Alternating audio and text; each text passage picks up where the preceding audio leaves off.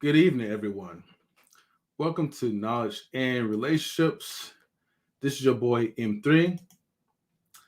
Tonight, we're going to be talking about the late, great Kevin Samuels and some of the things, his messages that, he said, in his previous live streams that I feel like we missed. So, before I begin, let's play DJ King's Street Lights music made by artist truly, one and only DJ Eddie King. So shout outs to him, our brother. All right. So let me start by saying this. Okay.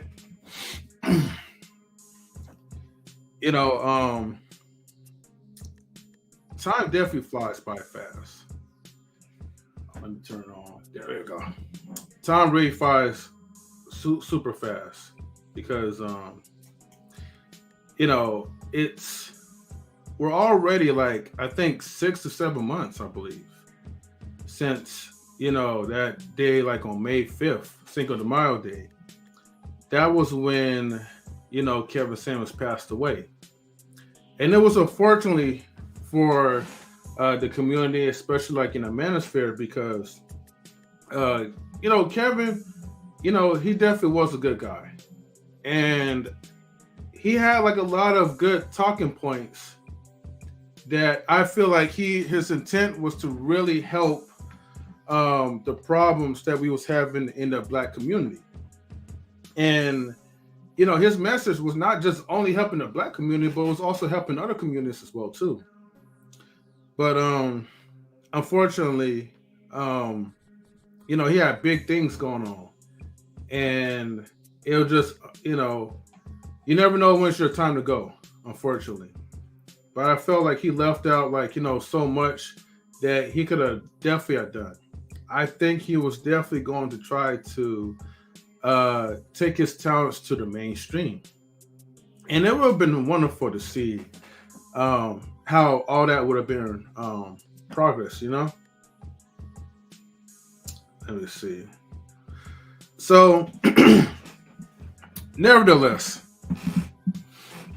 there's things that a lot of lessons that he have said, and I felt like during that time, like black folks was definitely taking his message the wrong way. It's kind of like in a matter where your message could be override by the way how you say things. Now, I'm not saying Kevin Samuels was a perfect person, but he really had a strong delivery. But I think the delivery was like so cutthroat that people couldn't really see themselves. They couldn't really see the truth. All they could just hear is like someone telling them what they're messed up on. And so when you're hearing that, it makes it hard to really hear the message and apply it correctly. Now, before I continue on, let me go ahead and do like a check. All right, mic check. Let me know for the people who are watching me from Twitch, YouTube, Facebook. Let me know if the audio is good. Let me know if the microphone is good before I continue.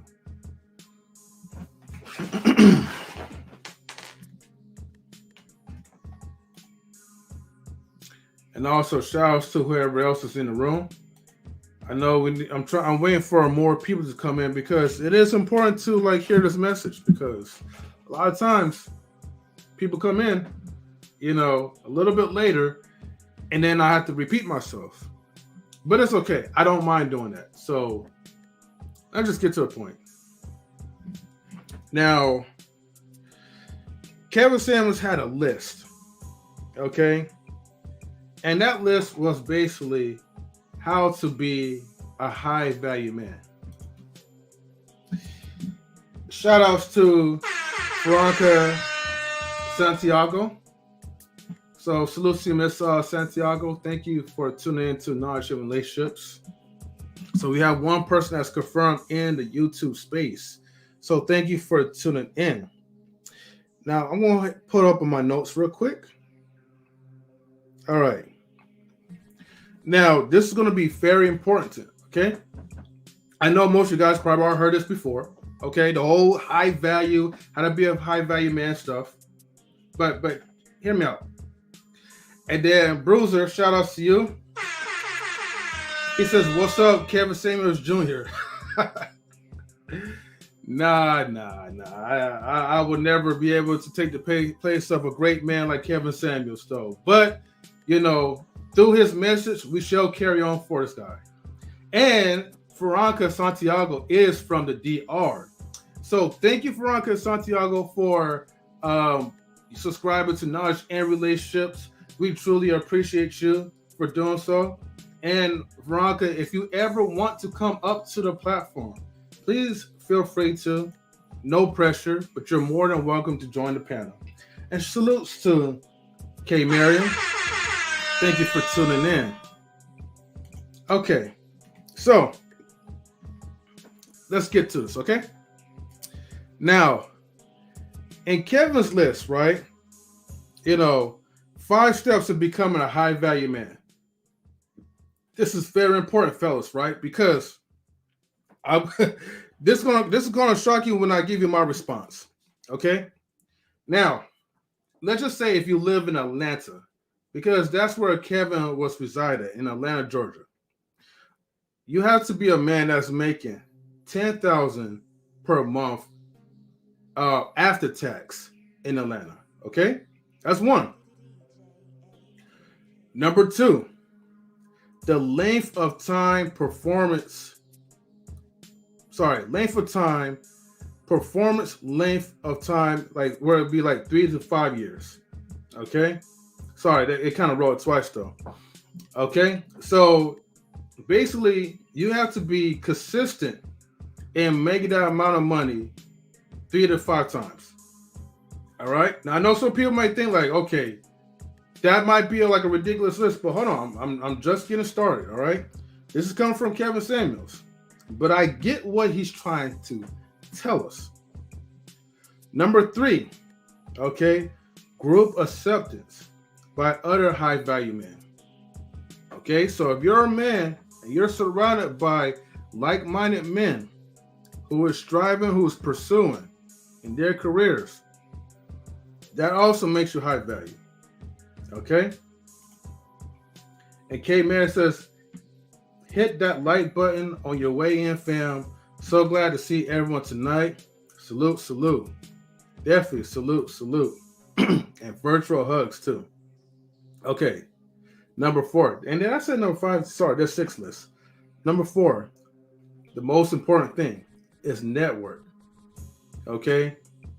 Now, I may not be, like on that entire list that he's referencing, but network is definitely key. It's so important. Like, you have to learn how to articulate and connect with other people. That is a true fact on that one. Okay? So, network of high value men first, then others. Because you need to connect with other men with value and keep building your network from there. Okay? Salutes to Marcus. Thank you for tuning in. He's saluting to everyone that has been tuning in on to the panel. So thank you so much. All right. And Bruce said it's 100. Yes, definitely. So I'm going to give you another air horn, Bruiser. All right. And also check out like Bruiser's channel, The Groomsman Show. Right now, tonight, his wife is having like a ladies' night. So, it's definitely like a good show. Just type in Concur, like CONCUR, and then you'll be able to find his network. And then Mark says, I'll be up in a few minutes. Okay, for sure, Marcus. No problem. Okay, number 5, visibility. So basically, you want to market your network, like your position, income, linking level. All right. Now, I'm not the type of person that's going to put my income out there, but You know what I mean? Whatever business that you're doing, that you're trying to network with, that you're trying to bring people into your circle or into a place of business, try to find like a professional source to pretty much connect and upload your things, you know? All right, number 6, utility. This is the most important thing for a man. A man has to be useful, okay? Like, you can't just demand and expect for people to respect you, for women to idolize you, or to even want to even be with you if you have no use, okay? Not only you gotta be useful, like, you know, to them, but you gotta be useful to the peers around you. If you can't contribute to nothing in society, you're not a high value man, okay? Man or woman, you have to be useful for both, Veronica, if that's what you're asking. Because, and this is like the list for, like, you know, high value men. Because, salutes to Stan. You know, you got to be a man that's useful to society, useful for your job, you just got to be a useful person that is useful, not useless. If you can't contribute to anything, then how can you call yourself a high value man and you don't even put your skills or talent into use? Now, I read you the 6 lists that Kevin shared, okay? I'm saying both. High value man doesn't have a sex. Oh, high value doesn't have a sex. I see what you're talking about. But, Veronica, in this case, because I'm talking about Kevin Samuels, he is mostly referencing to high value men. Now, I never heard Kevin Samuels say anything about high value women, but in this list, he's referring to high value men. Because right now, I mean, although he does help a lot of women, but he's more referring to men to be on a professional level. If you are a man and you're trying to get respect from people, if you're trying to get women or whatever, you got to first fix yourself, fix your lifestyle. But there's a point of why I'm reading the list, though. Bear with me, Veronica. Bear with me. Okay? And salutes to Cassie. Thank you for tuning in. Okay. So this is where people get lost in, okay, when it comes to listening to Kevin's message. Now, a lot of guys might not, like, you know, agree to me on this one, but I'm just gonna flat out say this. The problem with listening to Kevin Samuels' message is regular people like you and I, whoever, you know, maybe people who's not making high earning incomes, maybe people who doesn't really own their own businesses, okay?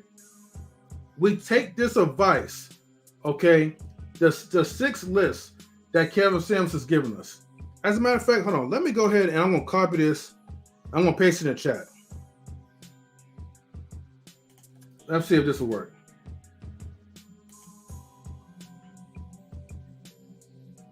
Okay. It kind of came out kind of, not the way how I wanted to come out, but it's okay though. Salutes to the chatters and chatland. Salutes to the handsome Mr. M3. Thank you again, Mrs. M3. Salutes to you, my beautiful wife. Okay, but the point is, right, a lot of men, they listen to his message, and you know what they apply on? They only focus on applying this just to get women, okay? But they miss out a very key component that Kevin Samuels is trying to tell people, is trying to tell us. And the most important key point that was always been missing is this. We're missing the fact that his advice could be utilized to give us peace. Okay? I said it. Peace. people are missing out on the peace factor. See, you're adding more stress to, and salutes to Mr. Best in the World. Salutes to my brother. Nothing much. You're missing out the most important part of it, because you're taking this advice and be like, man, I need to make 10K like, every month, or I need to make 100K like a year. You're also forgetting about, this is based off of Atlanta. San Francisco, all these other places, it's going to be a little bit more than just like 100K a year. But the point is, y'all too focused on taking advice and utilizing it for the wrong reasons. I know everybody want to be in relationships, and some men that probably think like, oh, like, I got the baddest chicks, I can get every chick I want. Really, probably want to be married on the under, but y'all just capping.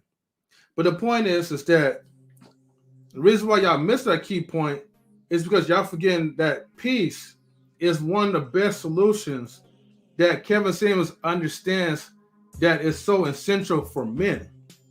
This is why he stressed having a level of income, having a level of stability, having some type of career or business going on.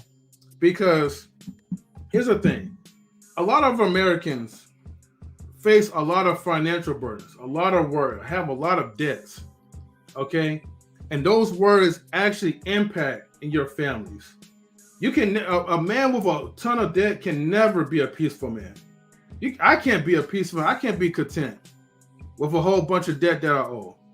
You can't even enjoy your expenses before, paying off all these high bills, these monthly high bills and all that. Those things affect people. But see, we think that, oh man, this is all what these gold digging women want. They want this, they want that. Yeah, they may probably want that, but really the majority of them just want to be in a comfortable, financially environment where there's stability, pretty much. And if there's some type of stability in your household, it will give you peace. Some say that, it gives you some kind of reason for some women to submit. Not that you're dangling money to them, you're paying them to submit, but you have resources. It's like this. If you're from a foreign country and your parents is coming from wealth or inheritance, there's some things that you're going to have to do. You're not going to disrespect your aunts, your grandmothers, like your parents or whoever, because if you get out of line, your inheritance is going to be cut short. And that's the same thing that I feel like in his message, and like I said, this is my opinion, by the way, okay? In his message, he is just trying to help man to get to a level where there's peace. But you're making it rough for yourself when you keep focusing on, man, I got to get the bag so I get the baddest woman. Or I got to get the bag so I can get multiple women. Life is not always about women. Why don't you just allow the women to be the byproduct? Stop focusing on them for once. Just take time to focus on the things that you need to do as a man. Forget about a woman for now and focus on what you need to do. What you think, Mr. Best? How you doing? What's going on, family? Men and women they never ain't gonna stop thinking about each other. You always gonna think about a woman. A woman gonna think about a man, right? That's just natural. That's just a natural way of thinking. But I think the thing that you have to learn how to do is just learn how to put things in perspective. And I think that's the problem. A lot of people, their life is out of order. So a lot of times, you will put women ahead of things that you actually need to do for yourself, right? And I think that's when you got to change your mind of thinking. Of course, yeah, think about women, like women, enjoy them, right? But handle your responsibilities first, right? Handle what you need to do first, handle your financial increments first, handle all those things first. And, you have to have women around you who understand what your lifestyle looks like, or who basically allow you to be around them with the lifestyle that you have. If you know there's a woman who wants you to be driving Lamborghinis and all of the stuff, and you only can drive a Honda, then listen, that's not the woman for you. Okay, let her go, let her be, and move on. You know what I'm saying? You'll be much better, and she'll be much better as well. You know what I'm saying? Now, eventually maybe she'll come back, or you'll come back to her, or whatever. It is what it is. Like, but that's not your worry and concern. Your main thought is finding those people who, as a great Bolo TV says, your vibe attracts your tribe. So finding people that you are attracted to that's within your realm. You know what I'm saying? Of course, yes, you want people who are, probably more than what you can achieve. I mean, that's just natural Americans, right? We always want more than what we can have. Mm-hmm. You know what I mean? Or we always want to have multiple things, or we want to have the best of things. That's just the American way. But in that, with that being said, we still have to live in reality as well. So, and especially in relationships, you got to live in reality. And that's for both men and women. I think what Kevin Samuels was trying to do was trying to have people live in reality, but I also think he also only spoke to a certain community. He didn't speak to everybody, right? So if you didn't know that he was speaking to everybody, you would get upset, or you would get frustrated, or you would think that he's talking bad about you. And maybe sometimes I feel like his approach was somewhat demeaning and somewhat insulting. But in that being said, he did make it clear that he was only talking to a certain audience. He made that clear. So if you as a viewer getting frustrated and you're like, man, why is he saying these things? Or, man, I can't relate to that. He's not talking to you, right? Mm-hmm. So if you're a man that's getting frustrated because you're not 6 foot tall, or you're not going to dress a certain way, or you don't have a certain type of income, he's not talking to you, okay? He's talking to those men who align within those parameters. If you're a woman and you're not a size 4, whatever he said, and you're not the certain height, and you're not this, that, and the third, he's not talking to you, okay? He's talking to certain women that fit that criteria. You know what I'm saying? And if you don't understand it, you're going to get frustrated with Kevin Samuels. Easy, because you're not understanding what he's doing, and some of the things that may not even apply to you, right? As I always tell people, there's nothing wrong with just being with somebody normal, especially when you're normal, right? Mm-hmm. There's nothing wrong with it. You would be much more happy if you stuck with somebody that's normal, right? That's on your same wavelength, you know what I mean? And who can actually understand you, you understand them, you have a good time. You're able to understand each other as far as communication. You have the same goals and aspirations somewhat. You know what I mean? That may vary depending on the person. Maybe the same religious background as well. That helps, right? Maybe the same family aspirations. Salute to Veronica. And Simon and everybody else in the chat. Marcus, I see you. So Marcus making the sandwiches. But yeah, so you know what I mean? That's the thing. Like he was only talking to certain people. So if you don't fit those parameters as a man, don't take his advice, all right? It's going to frustrate you. You're going to get angry. If you don't fit those parameters as a woman, don't take his advice. It's just going to only frustrate you, right? Mm-hmm. Do the things that's going to make you happy, right? And be with somebody that actually really cares about you. That's what's going to matter at the end of the day. You know what I mean? And if you're not understanding that, you know what I mean? You're going to have a hard time. Salute to sophomore Marcus, you know what I mean? And that's the thing. I just don't want people to have a hard time. And with Kevin Samuels, I mean, he's passed on. We're coming up. That year's going to come up really fast. It's going to be Cinco de Mayo next year. You know what I mean? Where it'll be the anniversary of his transcending. But yeah, man, salute to him. Salute to the things that he was trying to do that was helpful. Everything else that he did that either wasn't helpful or it didn't really help our community. Leave that to the side, y'all. And just focus on the things that actually is helpful, that can actually help you. You know what I mean? And if it doesn't apply to you, let it fly. That's what I'm going to say. Yep, absolutely right. Marcus, before I let you speak, I'm just going to say one little short thing. In this space, especially when we talk about Kevin Samuels, this is basically paying homage to, the efforts, the things that he has done good. And I know everybody has their opinion. So look, I accept anyone's opinion, whether it's like, a critique about him, but let's not be disrespectful towards him. Let's not say anything foul, because doing so will get you guys pretty much kicked out. I'm just giving you guys a heads up. Not that y'all doing anything wrong, but I'm just saying, you know, we gotta respect the people, you know, who's no longer around, or even if they're around, like Marcus cooking sandwiches. So what's up, Marcus? How you doing?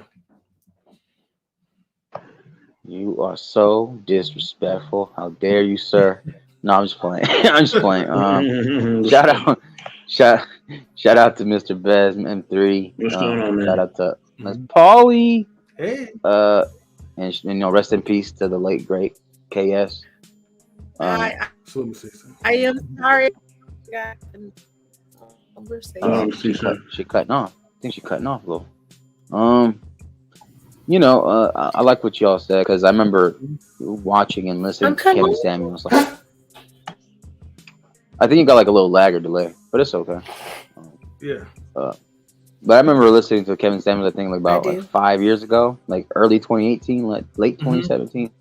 That's when I listened to Kevin Samuels, and I thought his setup was dope. Like the way he was running a platform, it was dope. And I thought his message was to overall, obviously, like y'all said, he was speaking to a certain demographic, but most importantly, also a certain level of discipline and a certain level of mindset. If he wanted to help you get there, if you were to listen, and obviously he wanted to help out the black community as well. That's what That's what I remember hearing him say. I want to make sure my community also strives. Anybody who's willing to listen. So I thought that was dope because he actually did care a lot about his people, and Mhm. that's honestly a true, genuine person who actually cares about you is thinking about others before yourself. And Mhm. and obviously he kind of helped other people, inspire people to run platforms and get on YouTube and run a business, maybe even if you're not on in the internet, maybe in real life. So I thought that was really cool of him, and his style, his swag was there too. So I got to respect the style and the swag there. Um, and anybody else who he worked with, because he was starting to get up there. He was getting up there with mainstreaming, and he was coming out on. People were either for him or against him, but the fact that his name was in your mouth and his name was in your head, and you either cringed at it or you loved it, that effect was there. So he made an impact regardless. So that's all I Mhm. gotta say. Nothing but good things for him. Nothing bad ever about him. Thank you, Marcus. Now, salute to everyone in chat. Salute to Adrian. Salute to BK Apologist. Salute, Mr. salute, Respect. salute. Southern Bell. Simon Hector. Okay. Yeah. I don't know what's cringing, but okay. Like I said, everybody has an opinion, but remember, all I ask for you guys to at least respect the deceased, you know. But I get you though, you Hi. know. And welcome, Miss Polly. Hi Oh, guys. hey. Welcome, Miss Polly. Mm-hmm. I'll get to Hi your guys. question in a minute, BK. I'm sorry if I'm a little lagging. No, you're good. I'm sorry if I'm a little lagging. I know my internet's ghetto. I really have been trying to do all kinds of things to hardwire cord to the laptop. Mm-hmm. I even did that. So I'm trying to figure it out. So I'm sorry, but I know you guys' topic today. If it doesn't sound too horrible, is it still bad? Am I okay? No, you're good. I think you're Is it able to cam up now. Like delay? you're Oh, now you're good. Just you know. I'm sorry. You guys make me nervous. Okay, so yeah, I think I'm just gonna say that I think that this gentleman, Kevin Samuels, from what I've heard and seen so far, I will say I think that in a traditional mindset that he was very, very correct. If you want to be a traditional woman with a traditional man, he had the path. I will give you that. He had the path for that. If that's what you want to be, if you don't want to be a traditional woman, then you need to stay out of that lane. If that makes sense. Like, if you're not a woman who wants to be a woman who's being taken care of and stay home and support your husband and be positive and be seen mostly than heard, then Mm-hmm. why are you in that? Don't get in that lane. There's other lanes. Pick a lane But when he was talking about,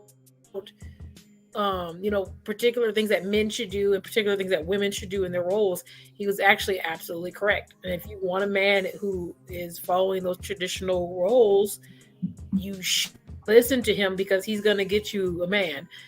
But if you don't try to jump in that road and then tell the people in that road that they're wrong for driving 30 miles an hour because they're supposed to drive 30 miles an hour.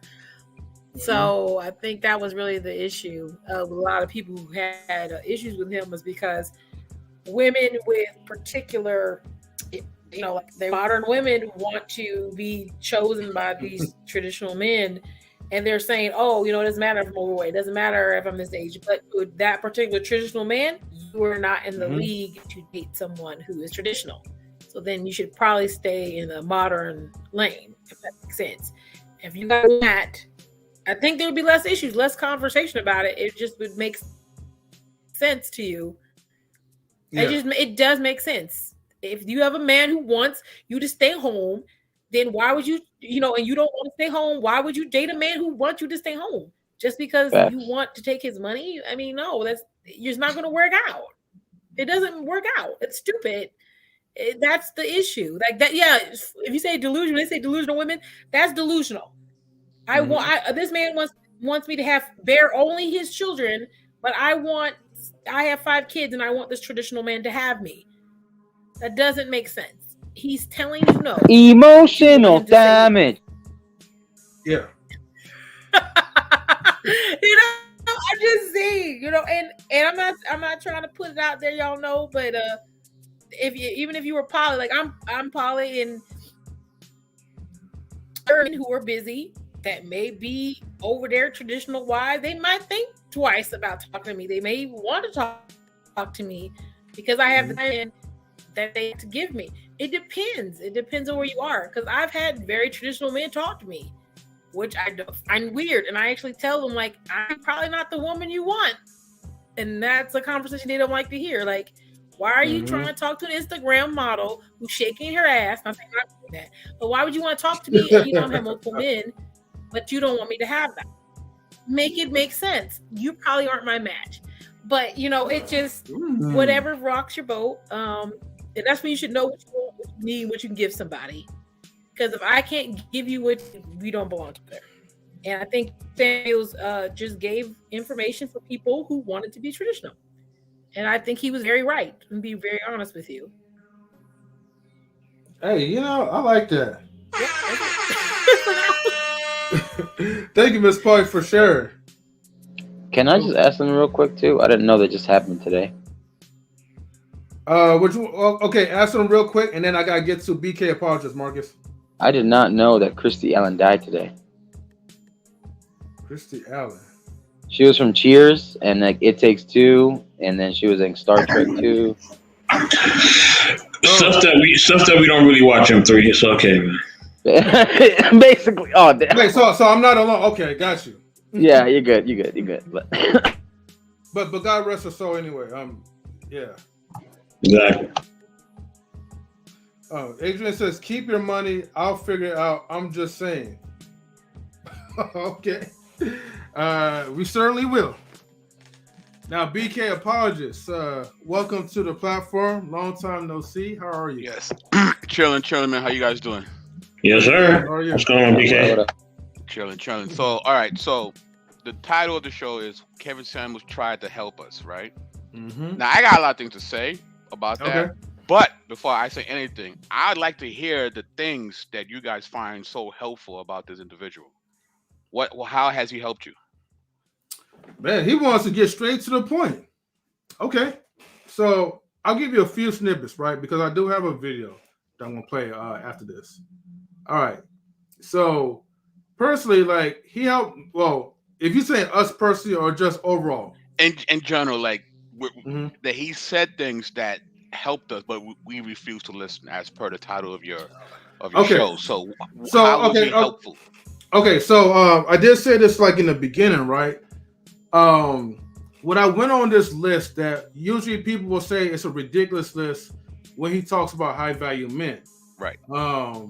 And there's 6 components into that list that he talks about. I'll just read it off real quickly, okay? Number 1 was money, okay, in Atlanta base, making $10K every month, okay, after taxes. The length of time of performance is number 2, which is 3 to 5 years. Group acceptance by other high-value men. Networking. Knowing how to network and articulate with other high-value men to build your brand and business up. Visibility is persistent income that's Lincoln level. Number 6 was utility. Being useful for the group and for others. And so what I'm learning is that, like, a lot of times, he's really trying to teach men, right, how to acquire certain things, maximize the best of their own ability as men, so it could create them peace. But a lot of times people misconstrue that message, and then they take it as, I gotta get this so I can get the baddest woman, the baddest chick, or more honeys, more honeys, more honeys. But they fail to kind of realize that, in today's society, in this modern world, the number 1 cause of stress is financial burdens. And so what he's really teaching men, in my opinion, I have to say this again, okay, is utilize these options so you don't have to stress out financially. Be your own boss, be your own businessman, do whatever it takes. Because see, the thing is, it's a trickle down effect when you as a young man is solely focused on trying to get women over improving yourself as a man.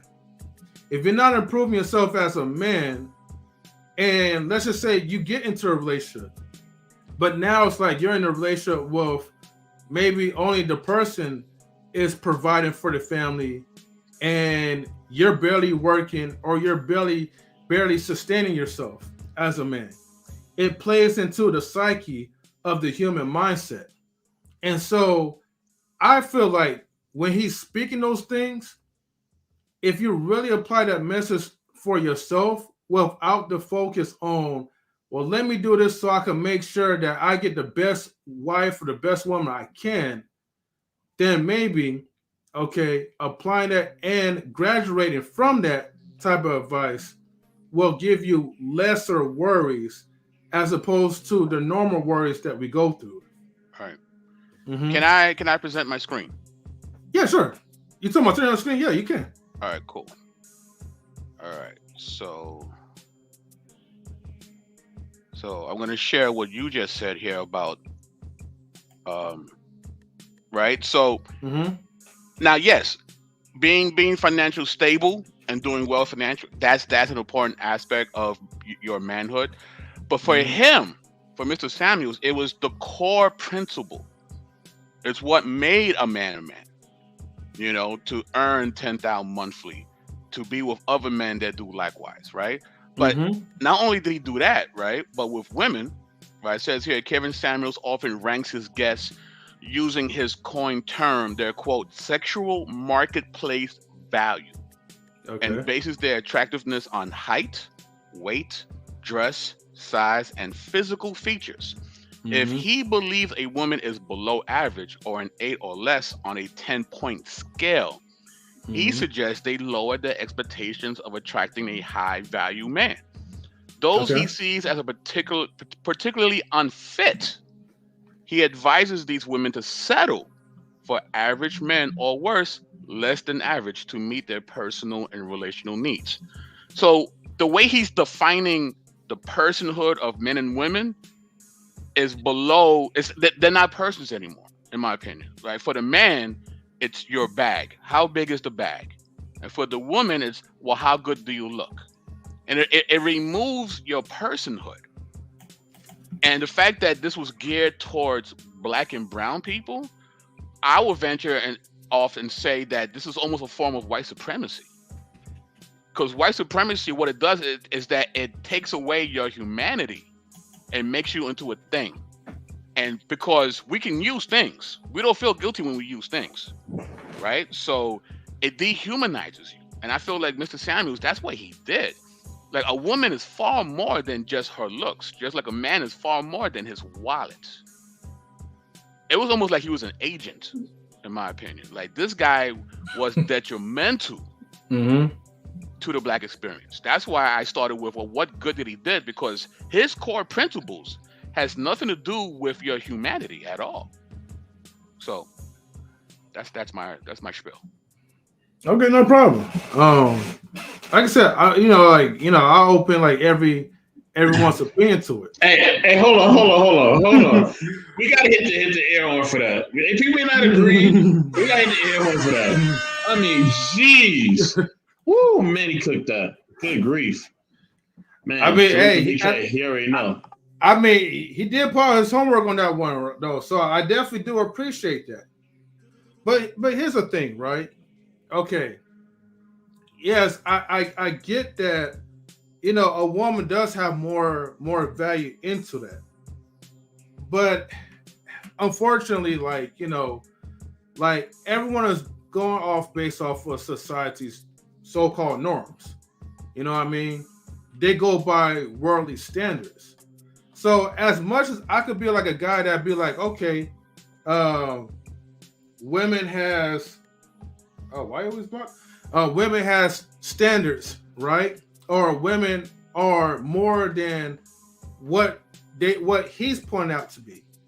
The realistic part is that, a lot of times is that what you normally see when they come on to like his live streams, these are those same type of women who are, lower than what they think that they are. And they're trying to make other men feel lower because maybe his height is not good enough. Maybe his wallet is not good enough. Like, you know what I mean? And so, like I said, I do agree that his message can be rough around the edges, but I also do believe that, some people probably do have some type of good intent on what they're saying. I feel like he's just more like a straightforward guy that's just trying to get people to be a little bit more realistic. I mean, if I'm to be honest, I feel like a lot of men are supportive of him because they were hurt by women, and they get their revenge by living vicariously through Mr. Samuel's treatment of women. Because a lot of times a woman will call up looking for advice, and what's the first thing he says to him? Well, what's your ranking? How much you weigh? How tall you are? How old are you? You know what I mean? And goes and belittles the woman. And I think for a lot of men, they like that. They cheer him on because, like, yes, he's saying the things I wish I could say. You know what I mean? And I'm like, but that's not a positive, though. So. Yeah, but these same women keep going back to Hey, BK is spot on. BK is spot on him, though. He is. Wait. No, but those are the bottom feeders. Those are the guys who couldn't really get nobody. And everybody wants them. And now they want to live through him. Yeah. It's so true. I don't disagree on that. That's true. That's true. Mm-hmm. But what you gonna say, Miss Polly? So I think I think the whole issue is that they're combining things. They're combining. So Kevin Samuel said I don't know if he was prior to this or whatever, but he's saying that he feels like he was a high value man. I don't know. I don't know his business. Like I said, I didn't go that deep into the gentleman. I had other things to do. But if he was this high value man that he set these standards for, he's basically saying that relationships to him in his arena, everything should be a transaction for him. So then if it's a transaction, that's why I said stay in your lane. If it's transactional, then he even said it himself. I've heard him say it. If I'm a man providing all these things, then the women I'm with should act accordingly also, which means that they should be the women who don't want him if he has money. So he's okay if they're like, well, hey, you just went through a recession, you lost all your money, fuck you, I'm gonna find someone else. He knows they should act like that. They should say they look good. You should pay for them to get their stuff done. If their lashes on, you should pay for that and know what it comes with, know the consequences. So I don't think you're talking to the general public. That was the issue. And then the women who did come on there who were like, oh, I heard some women on there and they were out of line. those women who are basically doing all kinds of crazy things, which is a good average out here, regular The people, delusional they're ones. coming and saying, I want an NFL player to scoop me up, and I haven't worked in 10 years and I've been living on Social Security and I don't, like weird shit like that. He did have some weird ones on there, but I'm sure he scoped them out. You get what I'm saying? That's weird. Like, ma'am, you're mad because a football player doesn't want you. That's a weird. It's like it didn't make sense. And granted, you need to bring stuff to the table. Give the wrong crowd. Absolutely. Maybe this audience was. Yeah. I'm sorry. She done? I'm sorry. I'll just add this. Anyway, so it wasn't really weird. I don't know. Like, yeah. I'll just add this for me to see. Do I? Wait, hold on, Marcus. It's because it's her lag, I think. Yeah. Sorry, you had a delay, Miss Polly. We didn't know you was finished. No, you good. So I'm gonna say that I don't personally think I think it's a little crazy. I think you're tripping on the whole he was a white supremacist like agent or whatever, because that could be said about anybody who was historically, or it could have been somehow inspiring towards people. I think it's a little too much. I think it's way too much, especially with his past. So you equate inspiring with white supremacy? Well, because isn't that what you were trying to call him basically? I'm saying that it's akin to white supremacy, if you understand what white supremacy is. But I never said to inspire. Well, I don't think he really was any of what you just said, though, as far as that goes. Well, that's fine. But I think that's like a little absurd. But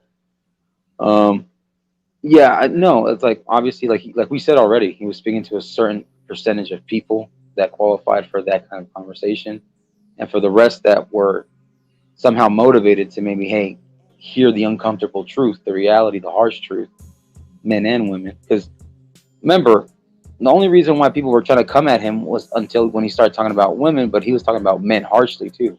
He was giving men the rough truth too, and telling them to wake up, tell them, hey, stop being lazy, stop thinking just because you make this amount and you're this short, your genetics are basically, are not on the very, how do you say, high demand of what women would want.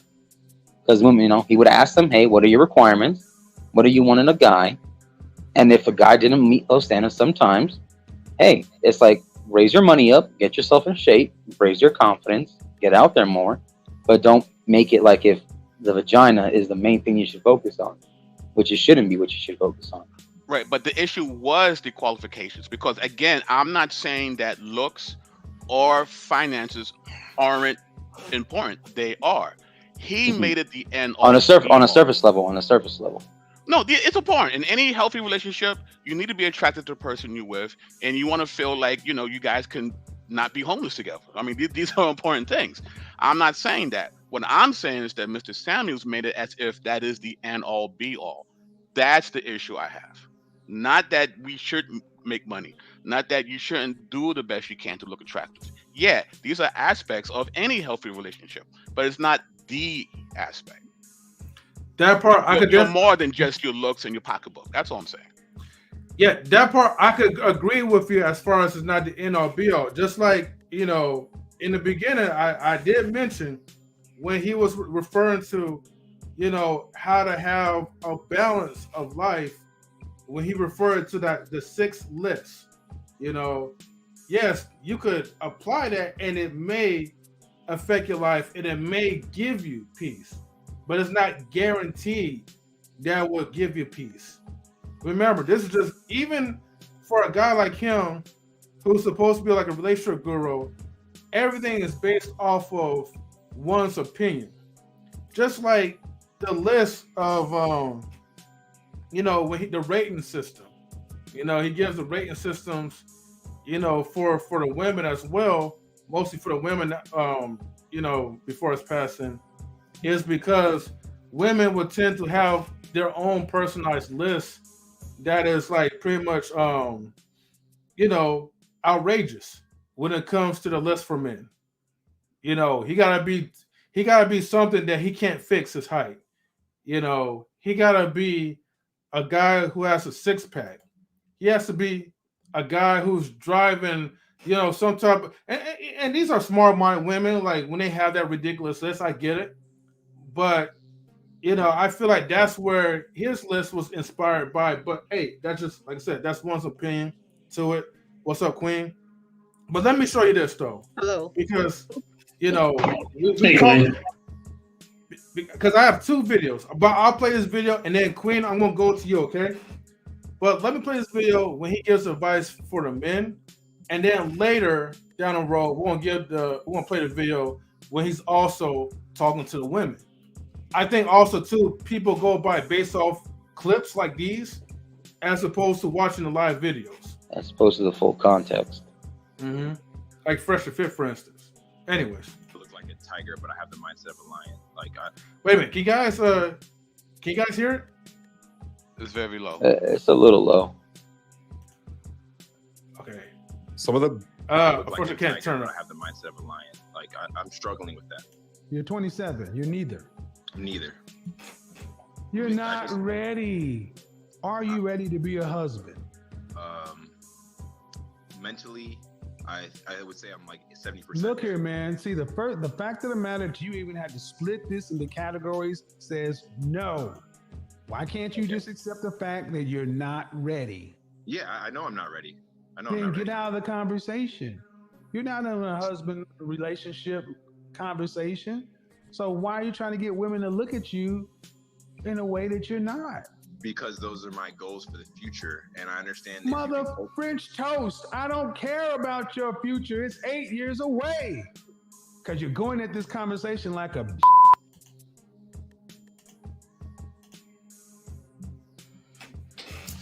Okay. So, Queen, since you came in, what was your first thought seeing that video? Well, first of all, I want to say, what's up, BK? Yo, what up, Queen? Anyway, I think he's a clown. He's a clown with a suit, with a mic and internet. He's a clown. He can't keep a woman. He can't get a woman. And he giving you relationship advice about how to be a high-value man or a high-value woman. It's all about you. If the proof is in the pudding, you're not going to go to a workout coach that's overweight, eating McDonald's, and ain't got no muscle tone, don't do nothing. Right? You're gonna be like, no. So same with him. I think he's a clown. I think he's a clown. I think he's a clown. And that's all right. He belongs in the circus. And Barnum and Bailey. There you go. He's coming at a man calling him a B because he wants to get married, because he wants to pursue a relationship. You're a clown. You're a clown for that. And that's the point. See, this is what I'm talking about the clips. Even though I just played the clip. But look, I wish that, like, you know, there was no such thing as copyrights YouTube. But here's the thing. The issue is the man, right, wants to get married, but he's not even established in his own life. It's like a boy that is living. And here's the thing: I don't mind people living on the roof of their parents or whatever. I don't knock that part. But the thing is, like, you don't have anything to offer for a woman, but you don't even have your own life together. Now, those clips was pretty much cut short into a 1 minute short. But if you was to like watch the full contents of that video, you'll understand why he went off. But the point of me playing that video is that, like, you know, he don't just go off on women, he does go off on the men as well too. And a lot of times people come with unrealistic expectations, but they get offended when a guy is telling him the straight, honest truth. And yeah, but he has unrealistic expectations of himself. You deem yourself this guru, and you can't keep a woman or a man, whatever you dated. You know what I mean? Like, come on. The proof is in the pudding. Like, you need to look in the mirror. Michael Jackson made the song for the century, for the ages. Make that change. Start with the man in the mirror. How you gonna call somebody be a clown, whatever, because somebody wants to get married? Don't matter what they got. Don't matter if these people want to get married and they're working on some things. That's them. You can't say whether it's gonna fail.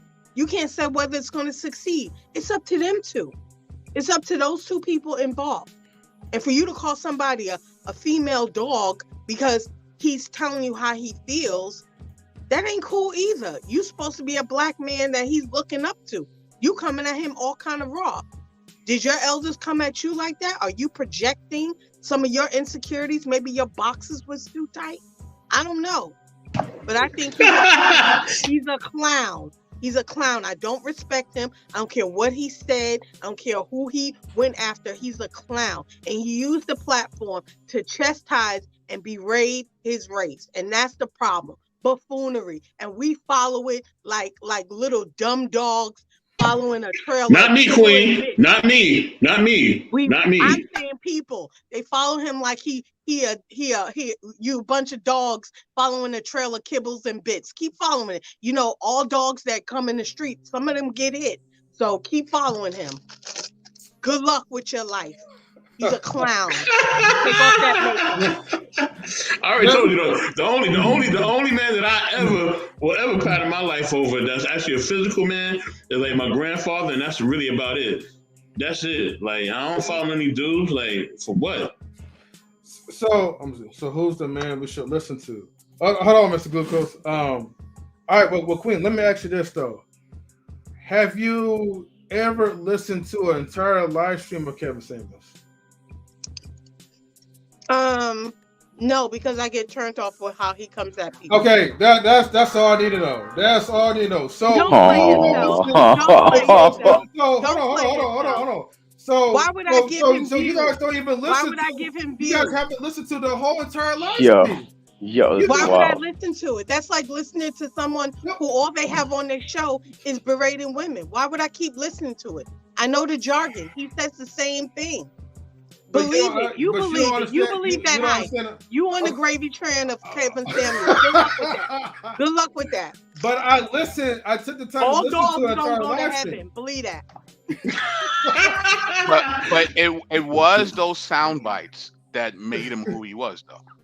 You have to admit that was the clickbait. That's what got you interested in him. Those moments. Hey, that's what made me invest in the sound business myself. Though I would never lie to you on that part. You know, especially like the danger zone and and the salute one too. Thank you, Janae. Who can listen? No, I don't mean the special effects. I mean the clips, those small clips that. But BK, you know that other people made other channels and they made little like clips, viral moment clips, like for not just his channel but other people's channels. That's what they do. Right, they and make that helped push him to the stardom that he had. So again, it wasn't on his fruition; that was on others. What's up, yeah, but because those people were trying to garner views as well. So I don't see again, but it's not on his though. It's not on his.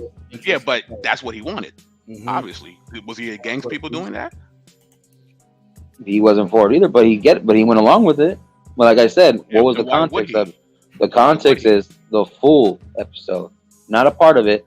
The full episode. But that's not my point. It's like going to buy a movie ticket and you're only going to watch the ending. Yeah, but that's not the point I was making, though. You got to watch the whole movie first. But what was the point I was making? What was the point I was making?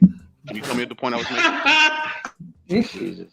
You cannot make this up. And M3, you cannot make this up, M3. You cannot make this up, M3. This is so ridiculous. You wasn't listening. What was ridiculous? It's ridiculous. See what I mean? It's ridiculous. He takes clips. Look at that. Oh wow! I'm just saying. Their context. There's a beginning, a middle, and an end. But there's a beginning, a middle, and an end. Is there not? BK, yes or no? Is there a beginning, middle, and an end? You still haven't answered my question. BK, is there a beginning, middle, and an end?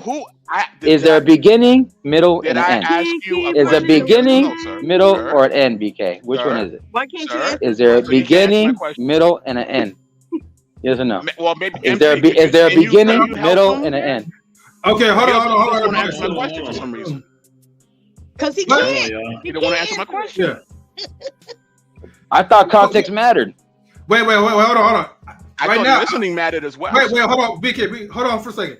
Right now, I can't even understand what you guys was talking about because you're talking, BK's talking, Queen's just snickering, giggling, and we need one mic at a time so we can understand. Part of understanding Mhm. is listening to the other person's inquiry. I'm asking him, Okay. did he hear the point I made and he refused to answer my question? So how do we dialogue now? Okay, go ahead, Right. Marcus. That's Well, fair. I didn't get an answer. I didn't get my question answered either from the beginning. But Who asked? you Okay. didn't From answer the beginning, from the beginning when I first went, I was telling you the first one to go. Then you went. Well, I came back after Queen spoke, and I came with a particular point, and then that's when you came. Because When I asked you- remember what you said about the clips. Remember? Oh, and what did I say about the clips? What did I say? And you said that it was, he didn't stop it, he didn't care about it, he still went along with No, it. before that, sir. That's when you came in. Right, when I was trying to ask my original question after. No, sir. No. Okay, so who went first though? That's all I just want to know so we could get to the point. I went first. Marcus, what was your question, Marcus? You say you asked the question first? What was the question that you asked me? Let's just start there, please. No, because it goes back to what M3 was saying earlier when he said, all right, remember how people don't just want to watch, they just want to watch the clip. They want to watch the thing that triggers them, man or woman. Watch what triggers them. The live stream. And then the whatever's viral, it gets in their panties. But then all of a sudden, they forget to watch the full episode of something. They forget to watch what was being said. They forget to watch the fact the person calls in on their own fruition, on their own consent, and then they get to answer the question. They can choose to whether not to answer the question, not be on the panel, hit the X, not be part of his show, and for men and for women. So, I mean, I don't get what the big pushback is for a lot of people. But then again, a lot of people can't handle the blunt truth either, because that's what's happened with society nowadays. It's become so soft. Right. And now you have to walk around with the PG or PG-13 instead of keeping it full raw and rated R. Yeah. Let me say this about Kevin Samuels, right? Mm-hmm. Although I believe that I believe in his rhetoric, he did try to, and see, that's what I'm talking about. See, Big Shirley. And I'm glad Jenna Mike said that because this is going to allow me to make my point. Here's the thing, right? If I'm trying to help you, right, to achieve something, it's all in my approach, right?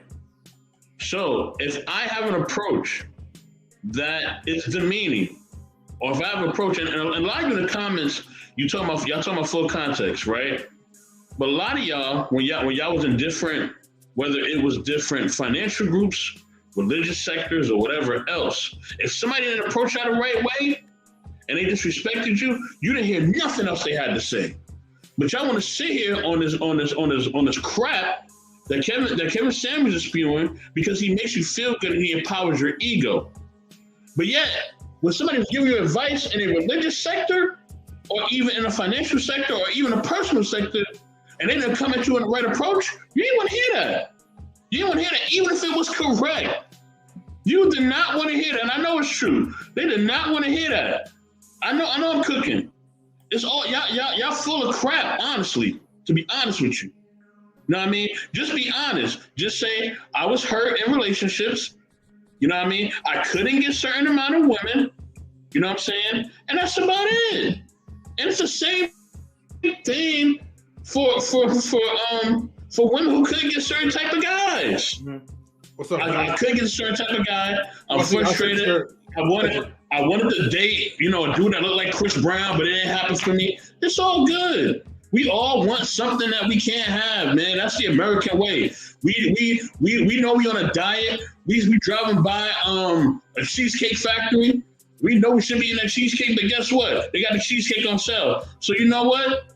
They got the cheesecake on sale. I got the money. Why not do it, right? But I'm supposed to be watching my health. These are the things that we go through as Americans, man.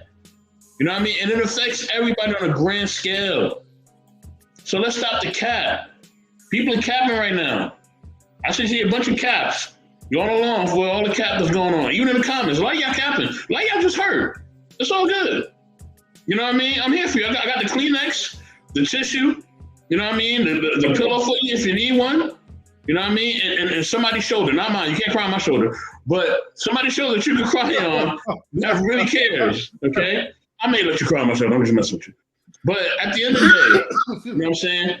Y'all know that approach matters. Because if somebody approach y'all the wrong way, in any type of setting, y'all ain't want to hear it. But y'all want to listen to this dude, and his approach is just completely rude and crass. Y'all full of it, man. I ain't even trying to hear y'all. It's called bitter. Okay, Janae. Hold on for a second. Razik, I sent the link to your IG. All right, so go ahead and check that out. You stay here. Okay. Salute to Ruthless Media too. Good to see you, brother. Ruthless Media. Okay. And Miss Nebraska, I see you, and Wally. Salute to Janae, Miss Nebraska. Janae too, Wally. what up? Even though, like, you know, I don't agree with whatever you said, salute to Stan the Man. And I think I already salute Razik. So Razik, hurry up and come through, my brother. Well, look, all right. Now, you know, yes, I do have to agree with what Best and Ward are saying.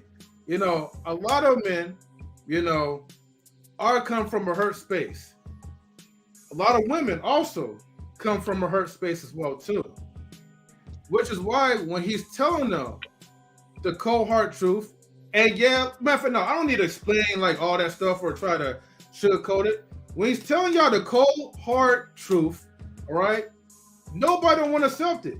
And yes, you know, I gotta say minus the church part, because like, you know, in my time, church folks was kind of ruthless though, so some of them deserve to get punched the fuck out. But you know, I'm a born again Christian, so I don't do that type of stuff. Oh God. But the point is that, like, you know, yeah, I know who I'm talking about. But anyways, the point is that, yeah, folks just can't handle the truth. Even if you try to make it sweet, they're so ruthless with it. So you might as well just be cold and just keep it real, straightforward, and just let them know that, look, you know, you're messing up, homie. You know, like you're acting like this such and such lady. You know, you're 200 pounds, whatever, Big Shirley or whatever, you know, like, I get it. The name calling is a little bit too much. But then it's like, okay, if y'all actually watch the entire live streams, Big Shirley come up there acting like she's Beyonce. And then talking about other people, oh, I don't think this broke but such and such. Oh, I don't think him because he's busted and he's short. You know, I'm too good for this individual. Big Shirley already coming in there, calling out names and stuff, already being rude and disrespectful to the shows. That's usually when Kevin Samuels really get irate. Now, do I believe he need to argue with these women? Hell no. They're not worth it.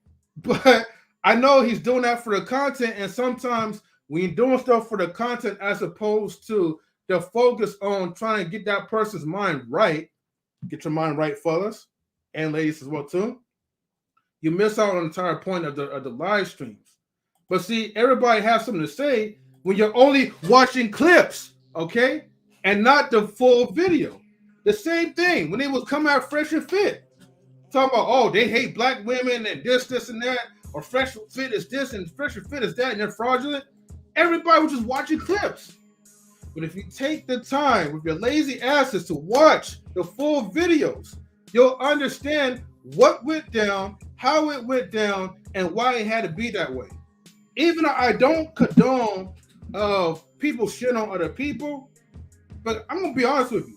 Let somebody come up there and then shit on everybody else, shit on you guys. Let somebody come up there and shit on me. Yeah, the shade room. Do your homework. You know I'm gonna clap back. Anybody's gonna clap back. You gonna clap back. So let's not act like we're self-righteous up in this piece. Janae says, do you think some of these people were paid to, you know, sometimes I ain't gonna lie. I kind of believe that sometimes too. Not gonna lie. I like that Mr. Nebraska code.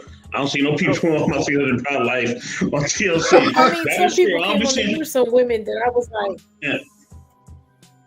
Wait, but we also know that these reality TV shows, they get paid.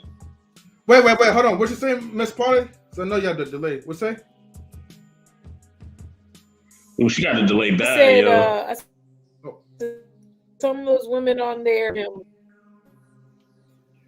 She might have to come out and come back in. That might Okay. Don't feel bad, Miss Polly. It's all good. Really for women. She come out, come back in. That might fix it. Yeah, because she's real choppy, yo. We can't even understand her. Miss Polly, try to jump back out and then come back in. Yeah, there you go. I'm gonna say this, like, at the end of the day, you catch bees with honey, right? So if somebody's not delivering a message, and which you can respect, because some people respect tough love, right? Some people like that. It helps them, it motivates them, right? Some people want that type of acknowledgement or even that type of treatment, right? That allows them to flourish or thrive, right? But some people, they don't want that.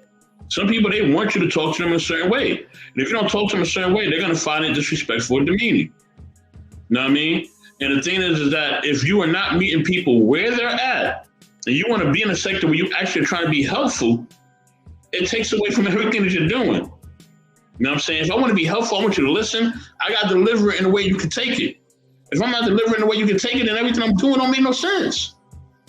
So people already seen his delivery based on his clips, and they're not liking the delivery based on the clips, or even watching the segment for a few minutes or 30 minutes. I only go watch really like about 10 minutes of his stuff, be honest with you, maybe 15 at max. I couldn't even sit through it. You know what I mean? Because I can't stomach it. But I will say this. There is a point. There is a place. BK, I'm sorry. I'm sorry. Hold on, BK, my bad. Yeah. But that's the thing. You have to deliver things a certain way, right? There is a time where you could dial it up, but you know what I mean. At the end of the day, you know what I mean. There's a time and space for that. You got to have a relationship with somebody to really kind of come at them certain ways or certain things. That's just life, man. Like there's certain things that like an uncle or like my like a father figure, even my own father could say to me that I would take in, right? Even if I really don't like it. You know what I mean? And Queen and BK both know that. I'll take it in. BK has had some real talks with me, and I've taken it in. Now, they have that relationship with me. If you don't got that relationship with me, you can't say certain things to me. I'm not gonna receive it because I don't respect you on that level. And that's just life. You know what I mean? I think that's everybody. But yeah.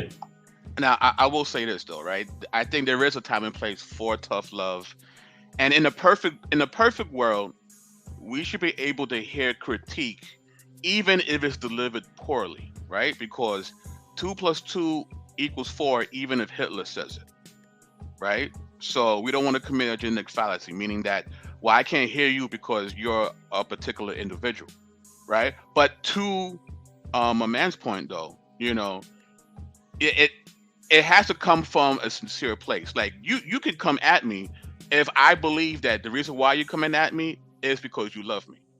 If I doubt the sincerity of the critique, then it becomes more difficult for me to receive the critique. You know what I mean? And also another point is, I mean, yes, Mr. Samuels was being very hyperbolic in a lot of his responses, and that was part of the entertainment value of what he was doing, right? But for a lot of people, I don't know if they're able to parse between the hyperbole and what he might have been trying to do.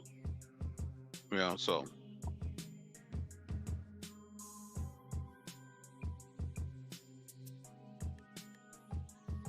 I'm done.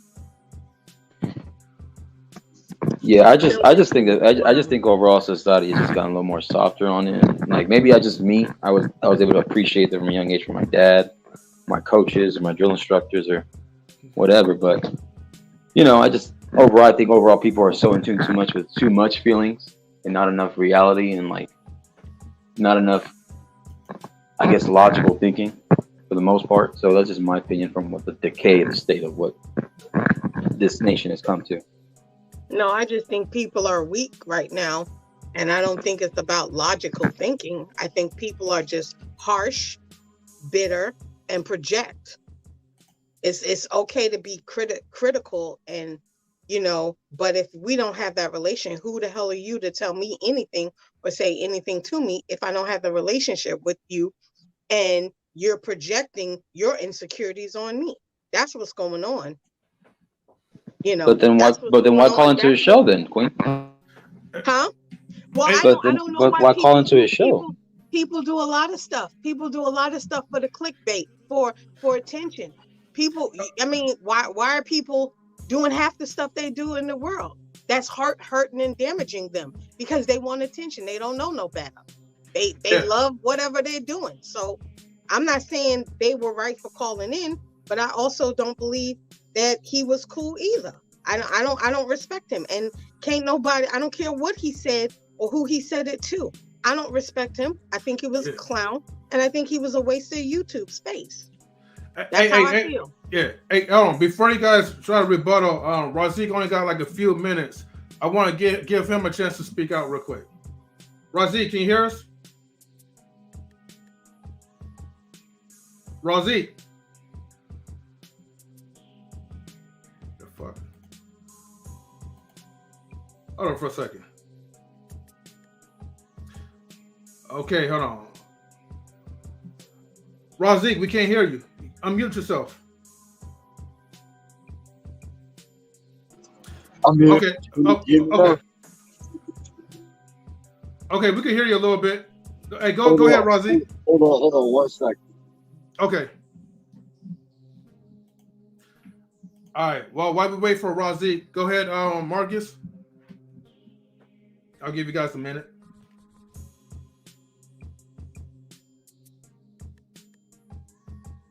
Oh, okay. I guess nobody. No. Okay. Well, Miss Polly, welcome back. Your internet was looking fine. I know you was trying. Fine? Yeah, it's good now. I know you wanted to say something, but we couldn't understand you at first. What was the thing you wanted to say? I was just like I said, I don't think that he was too crazy. I saw some things where there were women who came in there and they did sound delusional. I'm not saying he's always right, but some of the stuff they were saying were just, or even the women who came on there tried to battle with him. First off, some people don't remember that there are some people in this world you shouldn't battle with when it comes to, just being on that same intellectual playing field. And then a lot of women came on there and they just didn't know what to say, or they came on thinking they could just out yell him or tell him something, and they look bad. I don't know. They either look bad or they just spoke really about themselves in really bad ways. And I'm not trying to say you should talk to people a certain way or do things like that. And he could be harsh. There's realists out here. I date realists, and they're going to be real with you. If you gain 10 pounds, they're going to say, hey, you got a little fat. And it's not to be mean. It's just telling what it is. And if you're not used to that, you're a little sensitive to that, then you probably wouldn't mess with those kind of people. So the way he said it was probably messed up. But a lot of times in the context I saw it as, it was valid. It was valid. I'll just be honest. Not always, but there was a lot of times I saw some valid stuff that he was giving out. Wow, who are you? What have you done with Miss Polly? Who are you? Yeah. All right, hold on, fellas. Let me get back to Razik and Miss Polly. Thank you for that, because some people have to know that some people was poked, and sometimes you gotta clap back. But Razik, okay, is your sound working now? Yes, sir. I'm here. You hear me? Okay, yeah. I know you have limited time, so I want to make sure I give you the spotlight for a second. So go ahead, rock it out. Now, no problem, man. I definitely appreciate. My little 5 minutes of fame. Hey, look, as I've always said, bro, like these conversations are getting really, just almost like in a rerun sense. But from the little bit that I have heard, with the whole Kevin Samuels rhetoric, I was a fan. I'm a huge fan. I'm gonna always be a huge fan, and particularly because of of how he talked, to a men, specifically. So I've been, following Kevin Samuels, before he even started talking to women and having the whole blow up and everything, and particularly how he spoke, to men and about, particularly, men issues, is what really like gravitated toward him, because that's how, my dad talks, that's how I was raised, which is why that's a reflection, of who I am now. You know what I'm saying? And why I talk, you know what I'm saying, the way I do. And I know a lot of what women ain't going to agree. I mean, and it's all cool, but so when I hear, I'm saying, females say like, well, you're projecting and and you're insecure, what I mean, it's just all like underhanded blows to try to get you to, I'm saying, to fall off and stop, I'm saying, talking the truth that is inherently true because they know it's true. I'm saying? As I've always said, like us as I'm saying, human beings are more similar than we are different. You know what I'm saying? So the commonalities that we have between each other, I'm saying, are more not to be in contrast, but more similar to be, I'm saying, analyzed because we can all relate, I'm saying, to the same type and the typical, I'm saying, different things that are going on in our lives. But going back to what, I'm saying, Kevin was doing, and a lot of, and my verbiage of why I say that a lot of the women ain't going, particularly, I'm saying, black or women, I'm saying, because, from a broad spectrum, when you see, other women of different, cultures and nationalities, it's not as big of an issue, I'm saying, when you look at the underlying factors of what Kevin was trying to, I'm saying, highlight specifically when it came to, the extravagant eyelashes, the unnecessary, I'm saying, coloring book type, I'm saying, nails, all of this fake hair and all of this, I mean, it's way too much. And then all of the twerking and women, you want to be so overly sexually promiscuous, I'm saying, and not guarding their, chastity in their womb. You know what I'm saying? And, and it all goes back to the whole purpose of why, you know what I'm saying? When you hear, men saying that, okay, well, the whole purpose of a man is to provide, you know what I'm saying, guidance, protection. You know what I'm saying? It's not just in me saying, okay, well, yeah, I'm going to dodge in front of a bullet, you know what I'm saying, to save your life. Protection comes in the form of me telling you what to do.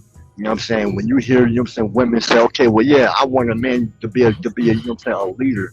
You know what I mean? He got to be strong. He got to be taller. He got to be decisive. He got to be more confident. So, you know what I'm saying, inherently, when I hear, you know what I'm saying, women say, okay, well, I want to be a leader, then that means that I have to have authority over you. Even when you go into, you know what I'm saying, the context of like religious context, when it comes to, Christianity and Islam, men have authority over women. There's no way to get around this. And for, you know what I'm saying, the women who understand this, those are the women who are ultimately going to be picked. You know what I'm saying? And me, myself, those are the only women that I'm ever going to entertain. You know what I'm saying? So, it's just unfortunate that most black women will never listen, you know what I'm saying, to actually hear in full context of what was said and why it is being said. You know what I'm saying? That is the protection that is being offered because men do not want you out here just being hoish and being sluts and showing your body off to whomever and whatever. Your body is for the, you know what I'm saying, for the eyesight of the man that you are married to. You know what I'm saying? You are property to a man. And I know a lot of women ain't going like that, but it is what it is. So, but yeah, that's my piece, man. I mean, I definitely appreciate, my little 5 minutes of fame, man. I hope y'all have, an enjoyable evening. You know what I mean? Wait, don't you go anywhere. Wait, I have a question. Okay? Take this lightly. Be nice to me, okay? You remember how you told me you didn't want to be married? You don't see yourself in a marriage situation, right? I did not say that. No, okay, wait. I never said that. I just want to hear that. You said that we had this conversation. I want to make sure I got it right. But you said that you could have a wife, but then you could also go out and get some head from somebody else, right? Is that right? Are you really? Yeah, I'm gonna tell you. Slow down. Yeah, if you want to, slow down. If you want to dance, we can know you do this. No, I asked a question. That's all. I just want to know if that was what you said. I just want to know for personal. Do you? Okay. Do you remember the context in which I provided you the answer? Yes. What was the context? The context was I asked you, did you see yourself as a monogamous person? That was it. You never asked me that. During that conversation you had then. Yeah. Well, you never asked me that. And what you were trying to imply then, and I'm going to still say the same thing now, is that you were. Go ahead. I mean, you still got some more stuff you want to say. I'll wait. Go ahead. No. I'm sorry. I ad lib. I like to interact with the people I talk to. I'm sorry.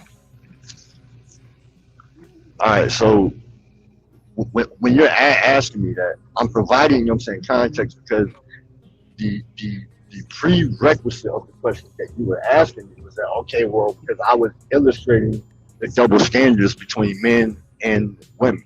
So then you kept, you know what I'm saying, pushing back, saying, okay, well, it's not fair. And I was telling you that, you know what I'm saying, life isn't fair, and the double standards exist. You know what I'm saying? So for the double standards that do exist that benefit you as a woman, you don't hear me complaining about, or the majority of most men who are men. We're not going to complain, because us as men understand that double standards is what inherently makes us different. So because you are not, you know what I'm saying, or and not saying that you can't do something, but in the context is a lot different than you trying to copy and mimic what I'm able to do as a man.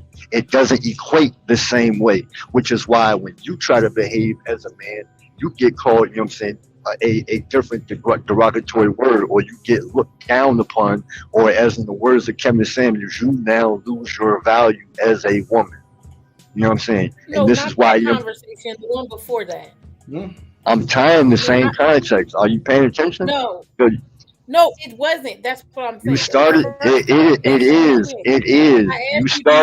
You started all. Stop. Look, Miss. You started off, and your initial statement was, didn't you say that? Okay, well, if you wanted to be married, that it was okay. You know what I'm saying, for me to go out and have some head. That's what you initially started from. So my whole summary from saying what I'm saying is saying that yes, double standards are always going to exist. I'm not crying about. Stop. I'm not crying about the double standards that benefit you that don't benefit me. We are not the same. You are a female. I am a male. That was the whole point of me saying that wasn't what I was implying. What you were implying. You led off with that. Everybody. No. Go ahead. I'm not implying that. That's why. So you got to take that back. I wasn't implying that. I was asking a question, which was, do you believe that you can be? I was just asking that. I know the answer. I'm not implying anything bad about. So you're asking me. So you're asking me a rhetorical question. All right. So you're asking me a rhetorical question. You know the answer to. I'm asking you a question so you can answer it to the audience. It wasn't for me personally. I know the rhetorical. Answer. It's rhetorical. Everybody knows this. Yes. I want you to answer it. I don't want you not to answer. I want you to answer it for the audience. I'm all ears. Yes, ma'am. I'm all ears. That's what I was saying. Not for me. I know your answer. We had the conversation. Cool. I wanted you to explain to the audience because some people weren't there for that particular conversation. So I was saying for you, and I'm like I said, for you is a male. If you were to get a wife, so that's why I was clearing it up. If you were to have a wife, you would be able to go outside that and have these, alternative relationships with that, and then you could say yes, and then you could say why. I just wanted you to share that. Yes, indeed. If I chose to do that, I'm able to do that because I am not a woman. My emotions are not tied to my dick. You know what I'm saying? I'm able to fuck as many other women and have as many sexual, escapades with whom and what I choose. Now, however, the context is this: as long as I'm not being outwardly disrespectful, to my wife, or bringing back a disease or having a baby outside of the marriage, You know what I'm saying? Or doing it, in a spiteful way. And I'm not inclining that I will, but I'm just speaking to the nature of my mindset. You know what I'm saying? Which is ultimately the double standard that is going to exist. You know what I'm saying? It's going to always. That's just who we are as human beings. And I know most women don't like this because they're going to always say, well, if you can do it, then I can do it. Yeah, cool. You can do it, but you know what I'm saying? You are not free from the consequence. You know what I'm saying? You are not free from the consequence. That's just like if I was going to be gay, you know what I'm saying? That I'm not free from the consequence that comes along with, you know what I'm saying, portraying that particular act. You know what I'm saying? We all have the freedom to do whatever we want, but you are not free from the consequences that come behind the results of your actions. You know what I'm saying? So let me give some push forward to everything. And yes, I did time out Bronze, whatever their name was, because they said something slightly towards Miss Polly. Look, if y'all in the chat, let's keep it focused on the subject matter. All right, we're not addressing anybody. We're not demeaning anybody. We're not taking pot shots at anybody. Let's stay focused on the subject matter, y'all. All right? I'm not giving them a warning. So if you say anything about anybody in the panel, on the chat, it's automatic. You know what I'm saying? That's just what it is. We're not doing that, y'all. We have enough of that already. Anyway, let me push forward, right, to what everybody's saying. Listen, at the end of the day, right, you have to find a person that fits what you are looking for in a relationship. If you are a woman and you want a man that's going to be subservient to you, right? I don't got to relax nothing. You relax. Now, at the end of the day, you know what I'm saying? You got to find somebody that fits you. If you want a man that's subservient to you as a woman, then find you a man that's going to be subservient to you as a woman. If you are a man and you want to be subservient to a woman, then find that. There are communities out there for everybody. Miss Polly's a great example of that. We all are great examples of that, right? We all have different communities that we either ascribe to, whether religiously, morally, or just our choice that, fits us. You know what I'm saying? So that's the thing. It's about what you want to choose to do. If I'm from the Islamic faith, right, and I want to follow the laws of the Islamic faith, I'm going to choose that woman that's going to follow that law. That man that follows that law, right? Depending on if I'm a man or a woman. If I'm of Buddhist, I'm gonna choose somebody who's with that. You know what I mean? If I'm with the poly life with Miss Polly, I'm gonna choose that. If I'm Christian, I'm gonna choose that. Choose what you want to choose for you. The problem is that we keep choosing things that is not for us, right? And then we get mad at the results. You know what I mean? I want 5-star food, but I'm eating. Sorry, Stan, I gotta say this because I gotta get you. I'm eating at McDonald's, but I want. Oh, here go this McDonald's shit. That shit's delicious. You know what I mean? Like, exactly. So that's the thing. If you want 5-star quality people, or you want people that you deem as 5-star quality, go after those people that you deem as 5-star quality. Stop going to the rooms that you're not invited to. If you like to be in a club, don't go to the library. Don't look for women in the library. If you want somebody in the club, you want that type of fast lifestyle, date somebody in that lifestyle. The problem is we're trying to date other people in lifestyle that don't fit us. We want things that don't fit us. We want to be with people that don't fit us, and then we get mad at the results. And that's the whole thing that irritates me with the whole men and women thing, right? Y'all, people are frustrated because y'all are putting yourselves in situations in an environment you don't have to even be a part of. You're doing it to yourself. That's the sad part about it. You're wasting time because you're doing it to yourself.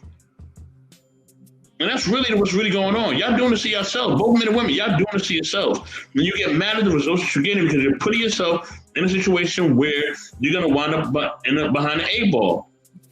Don't get mad. All right? You did it. You agreed to this. You let this person in your life, and it is what it is. Right. And that's all I got to say. Hey, I'm on my way out. I'm sorry. What? All right. Somebody say something. Before you leave, I want you to know, that's what I was not asking you, just for you don't take it anyway.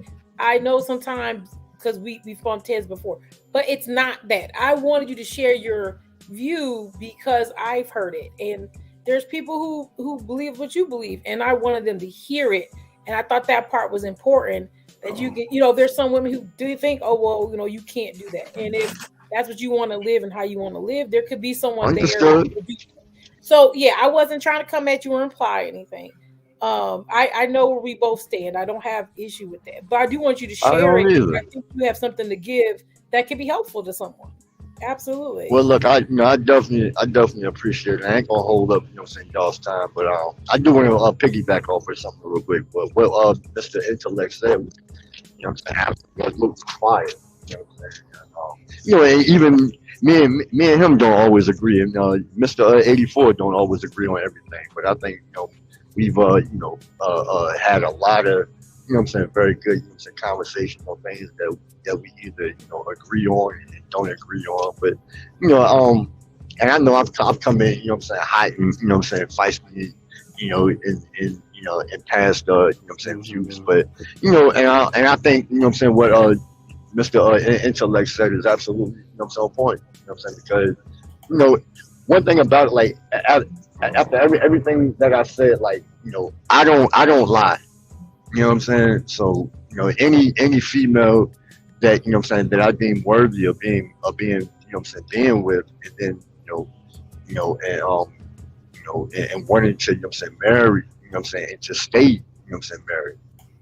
Like she's definitely going to understand of who I am. You know what I'm saying? Before all of that even happens. So I'm not in the business of doing no surprise parties. Like, yo, I forgot to tell you this. Nah, I don't do any of that. You know what I'm saying? So, and I think that it's, that I owe her that. You know what I'm saying? To know that, what I'm saying, that you need to understand that the man that you are dealing with. You know what I'm saying? So, and I'm not gonna sit here and bullshit anybody. You know what I'm saying? But that's just some of my piece. But again, hey, Mr. 84, Mr. Best in the world, man. I appreciate y'all, man. Yo, man, love you, bro. Salute, brother. You know what it is, man. All right, peace out. Y'all be good. All right.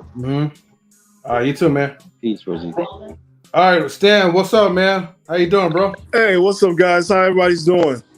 Pretty good, man. Pretty good. Hi, Stan. What's up, Miss Polly? What's Stan, up, what up? Queen? Hey, Mr. Intellectual SoapBox. What's up, Marcus? Black apologist. Long time no see. Black apologist. BK apologist. Yes, BK. BK. Oh, I'm sorry. BK. I was calling that by. BK's for Brooklyn. I I mean, I am black too, but the name is Brooklyn. Hey, great topic. I just want to say, like, there's 2 points. One, is amazing. We still talk about Kevin Samuels because it's impactful. And I will say this, like, there were times it was weird that people were calling the show not seeking advice. And it's kind of like they liked it. That's the part for me that was weird. Where they're just poking him just to get cursed at. And I was just like, what kind of, lifestyle are you into that you want this type of attention? And that's what I saw a lot of times towards the end, that people were just not calling in for help, but they were just calling in just to get bashed by him. That's what I saw. Who dropped out? Oh, BK dropped out. Okay. And then Mr. Intellectual SoapBox, I'll say this about church. We do have to do another show on the church because the advice from church is a little bit different. And this only just to help somebody else that's going through it, because a lot of times when somebody from church talking to you, it comes in three folds. I remember personally when certain people gave me some great advice and then other people were coming in and they only did it because they didn't like the person that was helping me out. And then you getting more and more people into your business, and that does not help anybody's mental health. And at the end, I had to learn, like, no matter, and I had to tell other people, like, no matter what you tell me, I have to live with the outcome of the choices that I have to make, because this is nobody else's responsibility but my own. So to anyone out there that's dealing with any type of things from any church or any type of groups, even your own family members, at the end of the day, you have the right to make your own choices and see the outcomes that are going to work out for you, not for anybody else. So just make sure you go ahead, look at it, review it, and make the choice that you make for yourself. And after that, you're done. And stop seeking advice from everybody else. And that's it. Wait, Stan. You need advice about not taking the bag. Okay, you need help. Damn. She brought the bag up again. Oh, but you know what? If y'all go, I'll give you. You know what? I'll give you a percentage of the bag if you set me up with the next sugar mama. I gotta be a sugar mama. I ain't going no sugar. Like she gotta have extra sugar in her tank. She gotta have McDonald's. She gotta learn how to eat McDonald's or McDonald's. No, she had to have a cane. What's one called a sugar cane field. I'm expensive.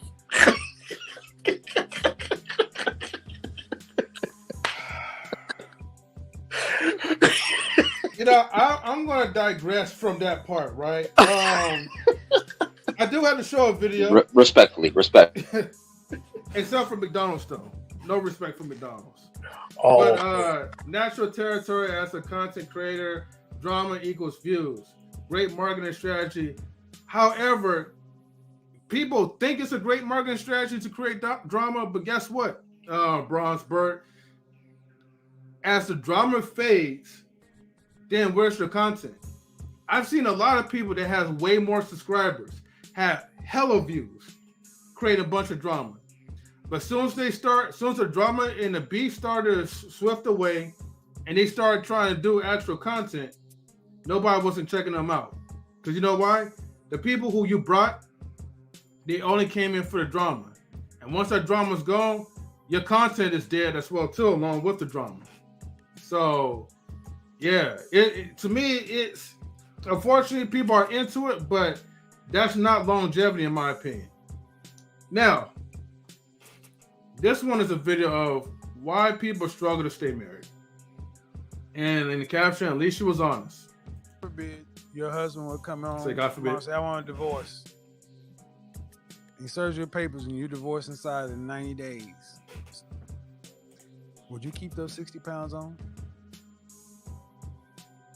No. Why? Because I got to get back out there, I guess. Oh, damn. So basically you're telling your husband. Because she knows better. The prize for you staying in this marriage is me having this additional 60 pounds. But if you were to leave me, I'd lose it. I am working to get it off, though. I am working to get it off. I just gave it to you, plain and simple. I let you resolve that.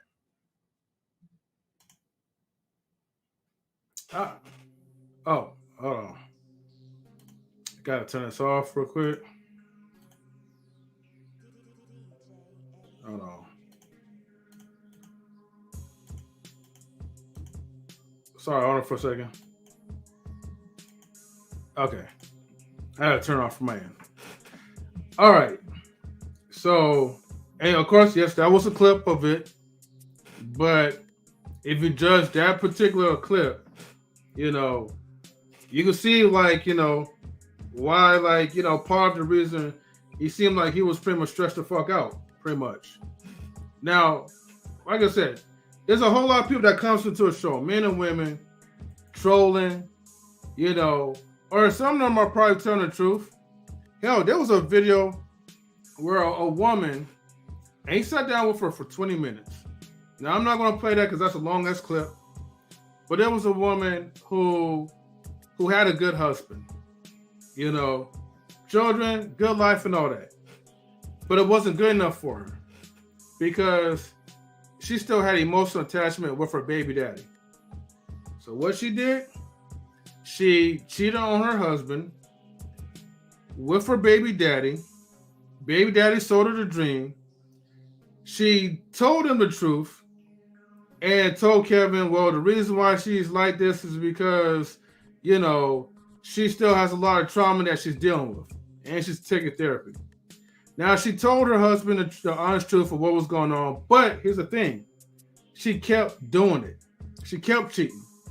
Even after, when the husband gave her a chance to still be in that relationship with her. And I think eventually,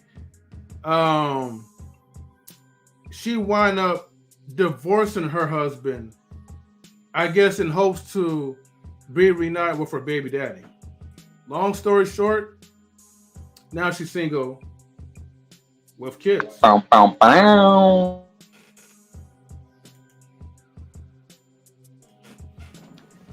So there's a lot of stuff. Like I said, man, like y'all can judge it as y'all want. You know, everybody have their opinion about Kevin Samuels. I have my personal opinion to it. People are going to have an opinion based off of clips. People are going to have an opinion based off watching the entire live streams.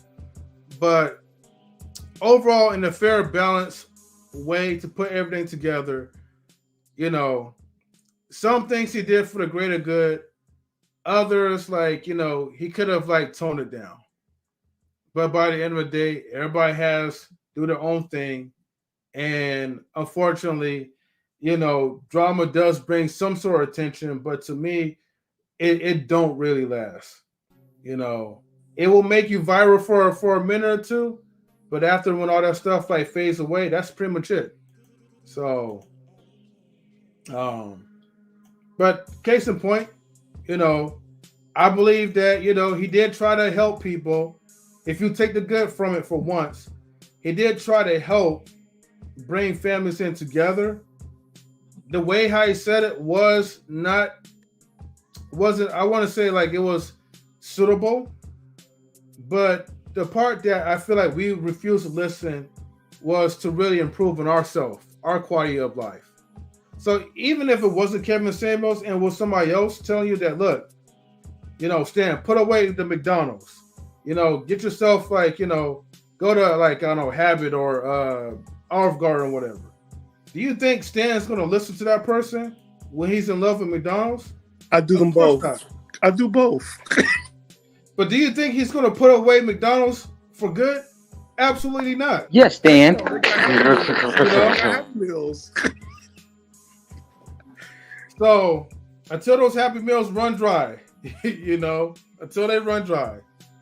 But like I said, people only listen to like what they feel that they want to hear, what's best for them.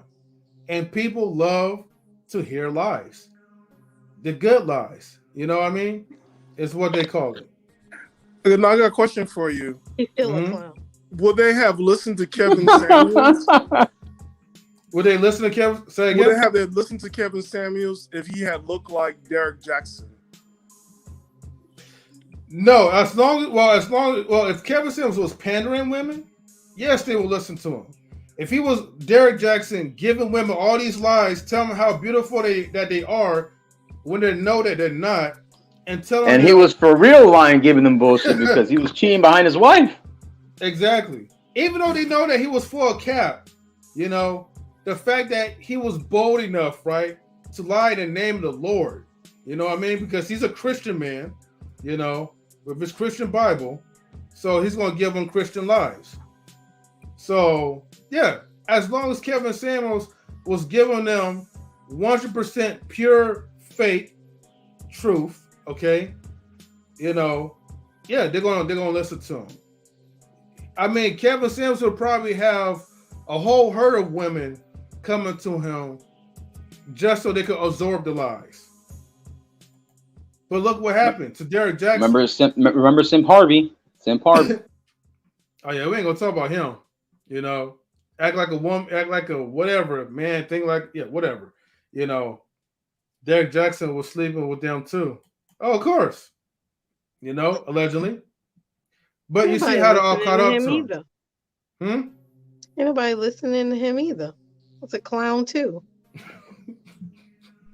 Queen, there was a lot of people behind him. I know. The ladies. I don't. There's a lot of people behind a lot of people. That don't mean I gotta fall for it. They're clowns. I think they're clowns. It's all fluff. If you can't see that, then you're stupid. You deserve to be talked to and treated the way you treated. Ringling Brothers and Barnum and Bailey Circus.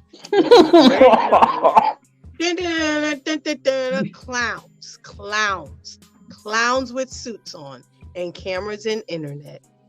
That deserves a sound effect, M3. That deserves a sound effect. I get my own. I don't need him. We gotta get like a circus theme beat, like dun, dun, dun, dun, dun, dun, dun, dun. Right. Yeah. Oh yeah, clowns. And then But I will then you say say, oh, I don't want women. Women can't have a high body count. But why do women have a high body count? Because the dudes, y'all play them and y'all running through them. But the same women that you're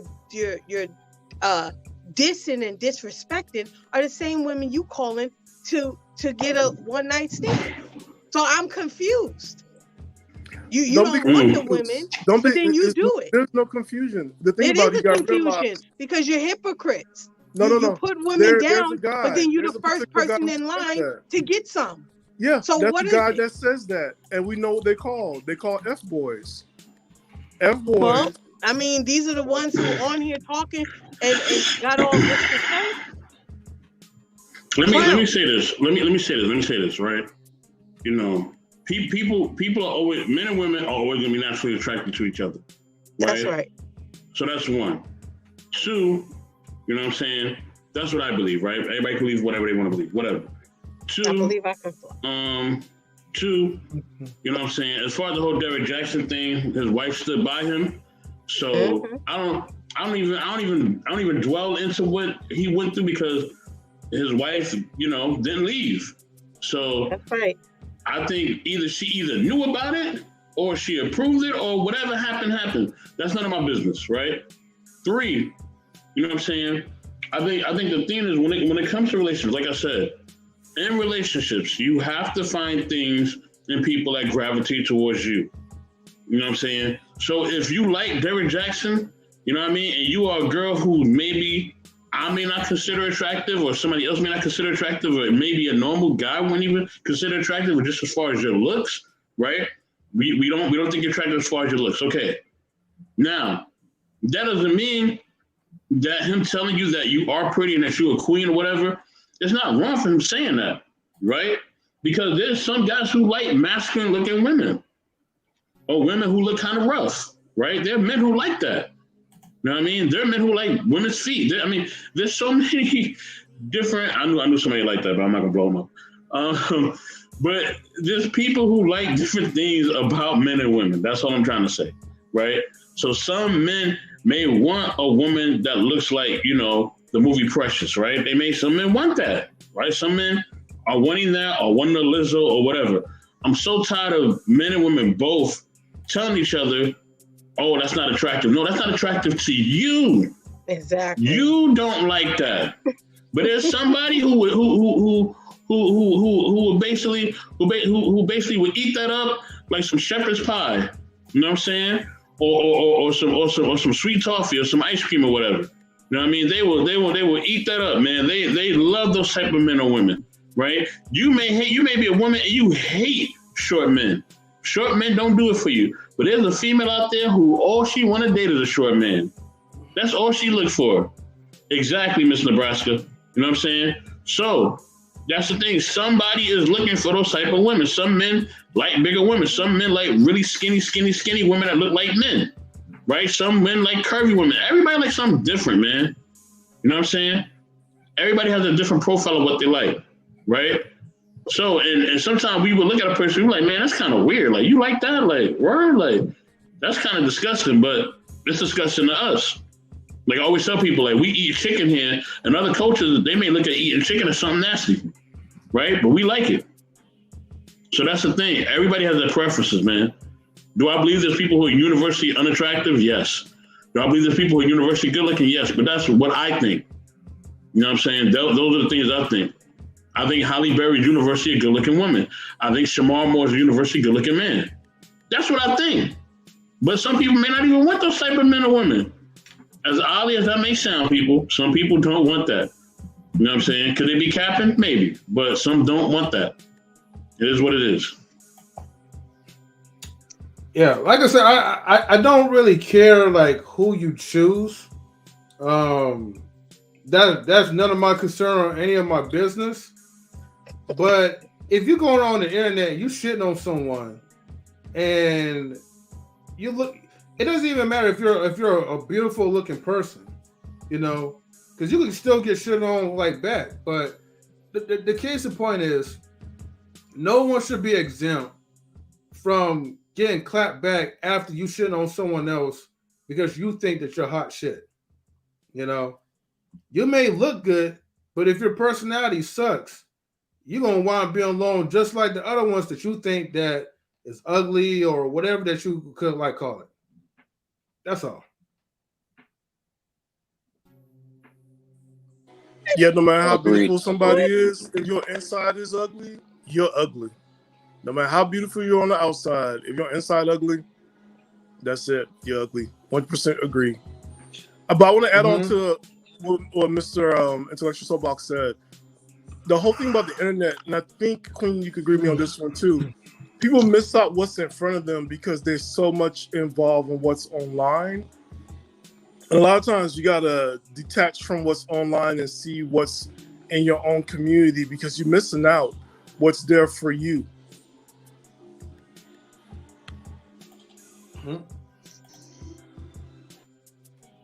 People can't because they don't know how to connect sometimes anymore. All they have is the internet. That's true. Anyway, still think they're clowns, but I digress. Oh no! Derek Jackson's a clown, big time. Only thing I have. I think they Jackson, both clowns. They both running in the same circus. They went to the same school and they got the same training. Okay, but I'll say this: Derek Bozo Jackson. Rick. I really wish that it was live shows and you could see him interact with live people, which didn't happen. I think that's what Kevin Samuels filled in. I wish for Kevin, when everything dies down, that they show the other videos where you see him explaining and really having a heart-to-heart conversation, because those shows was really touching because there was another side of him that you didn't see too often, and they were like they were more meaningful than the other shows where he had to go hard in the paint on other people. No. And that's all I'm just saying, because those shows, they were great because it was very insightful, and you saw people wanting change, and he said, okay, let's meet up after the show. So, Derek Jackson was a clown. Wait, what just happened? They're Siamese twins. Hey, M3, can you drop the link for Miss Nebraska? Oh yeah, sure. They're Siamese twins. I thought I put a link on there. Okay. Conjoint. Now, what's your thoughts about Kendra G, though? We're talking about the men. That's about the women that add on to this topic. Kendra G. I can't remember who Kendra G is.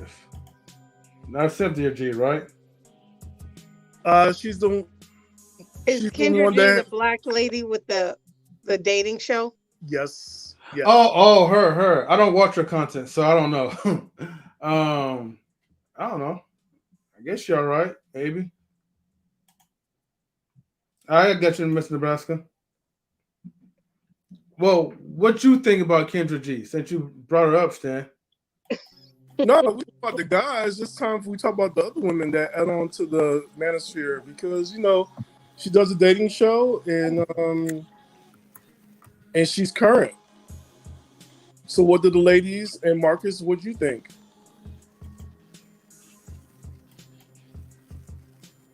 I don't think no one has an opinion. Well, I don't think she comes at them the same way he does.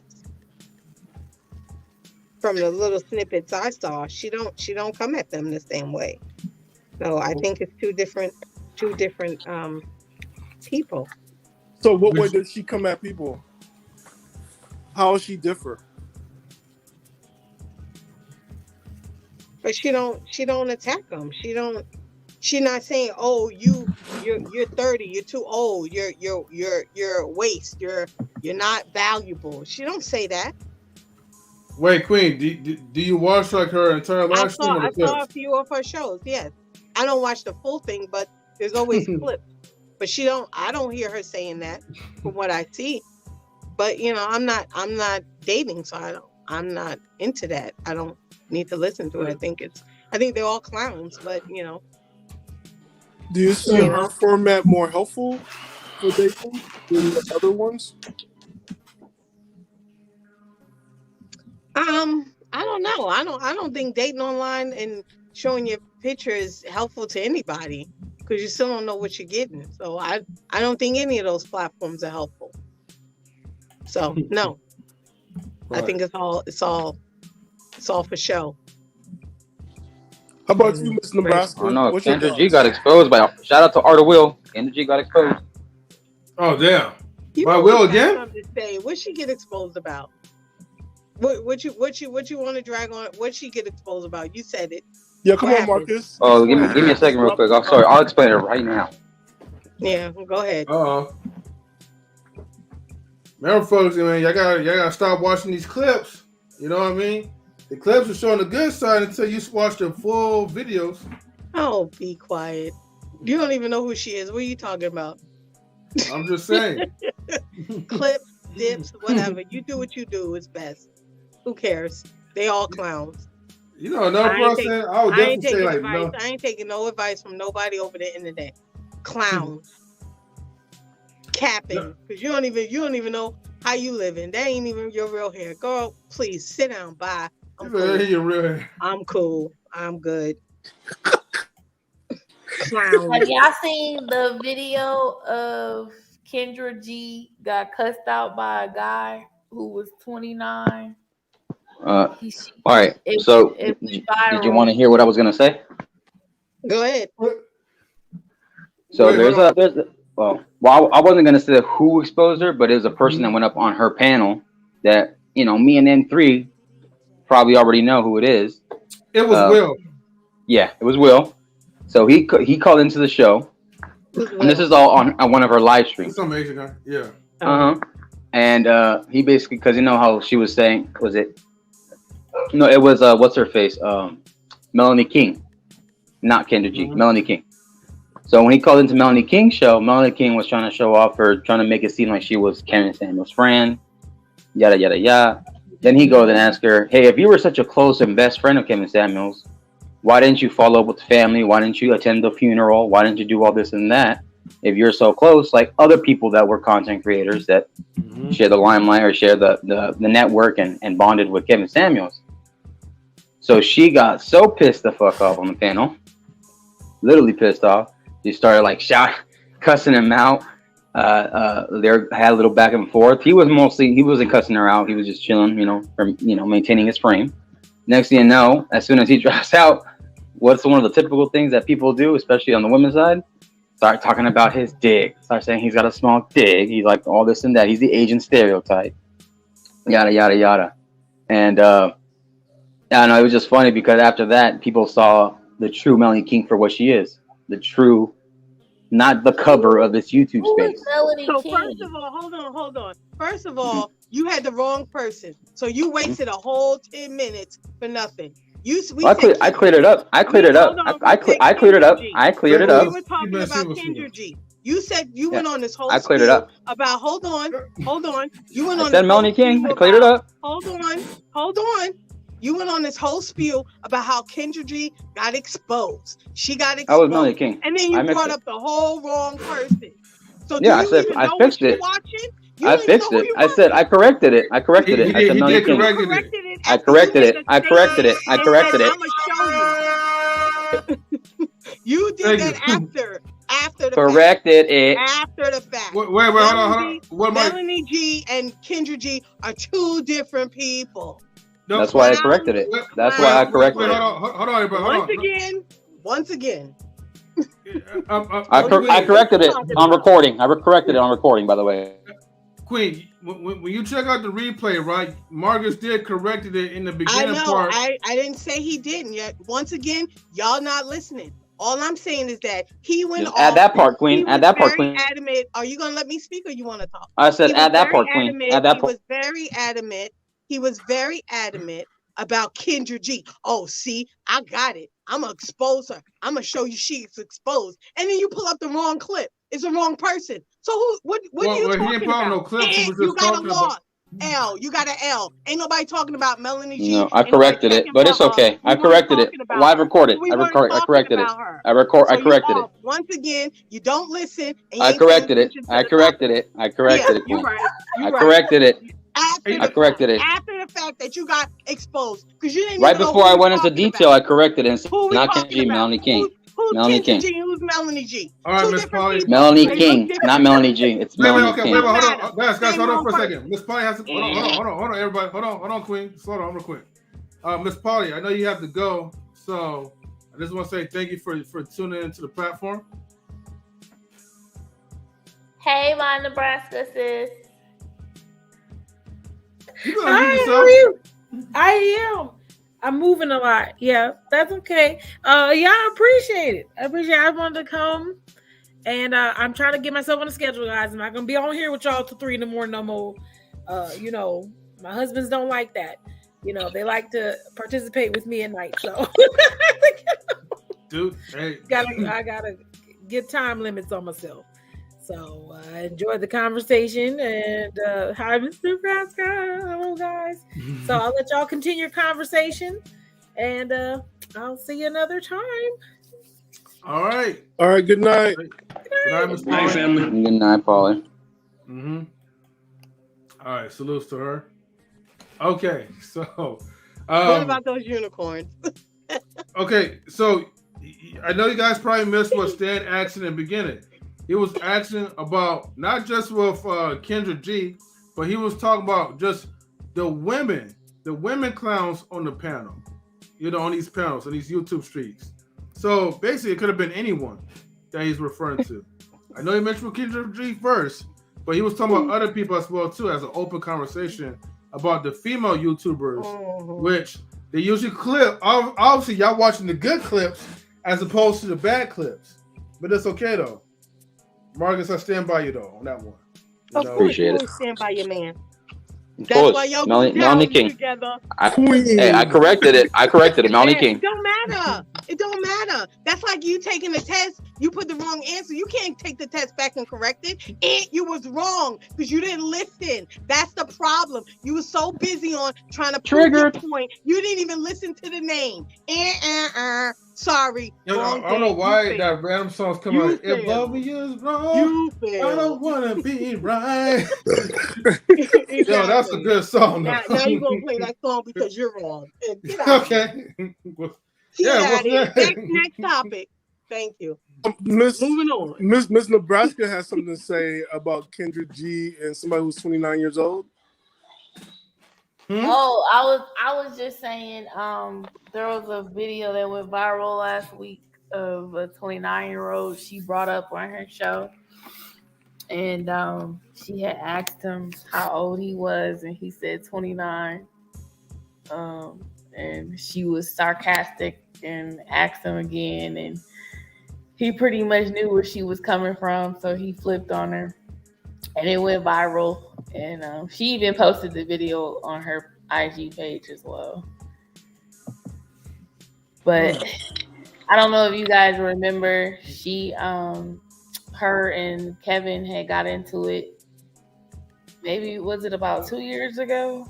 They got into it because she accused him of stealing her content. Yes, I remember that. And then they had a sit down together, and it was very, cordial. Okay, they did have a sit down. Yeah, that's what I'm saying. Like, there's a side to him that we don't see. There's a side that's for YouTube, for his channel, and there's a side of who he is, and not trying to speak up for him, but like there's like what you guys described, like what drives the channel, and if you're using this platform and you changing it to like you have to be a jerk to pass out advice because that's what people like. That's what he become. Because before, the guy was like, "Hey guys, you need." He was talking to men like, "Try this cologne, that cologne. You need to have these type of shoes in your closet and stop buying T-shirts and wear dress-up shirts and be grown." I mean, that was his channel first initially when it started, and then it went off into this stuff, whatever it become after that. But yeah. Yeah, everyone starts out with somewhere, and yeah, he was a fashion consultant, Yeah, that's what I heard. But you see how like when you're trying to do something unique or out of the norm, like no one wants to tune into something like this. Like an example, okay. As much as people want to say like, oh, like I want peace and this and that, the moment that any of us starts arguing or we have a heated debate, like the numbers they go up.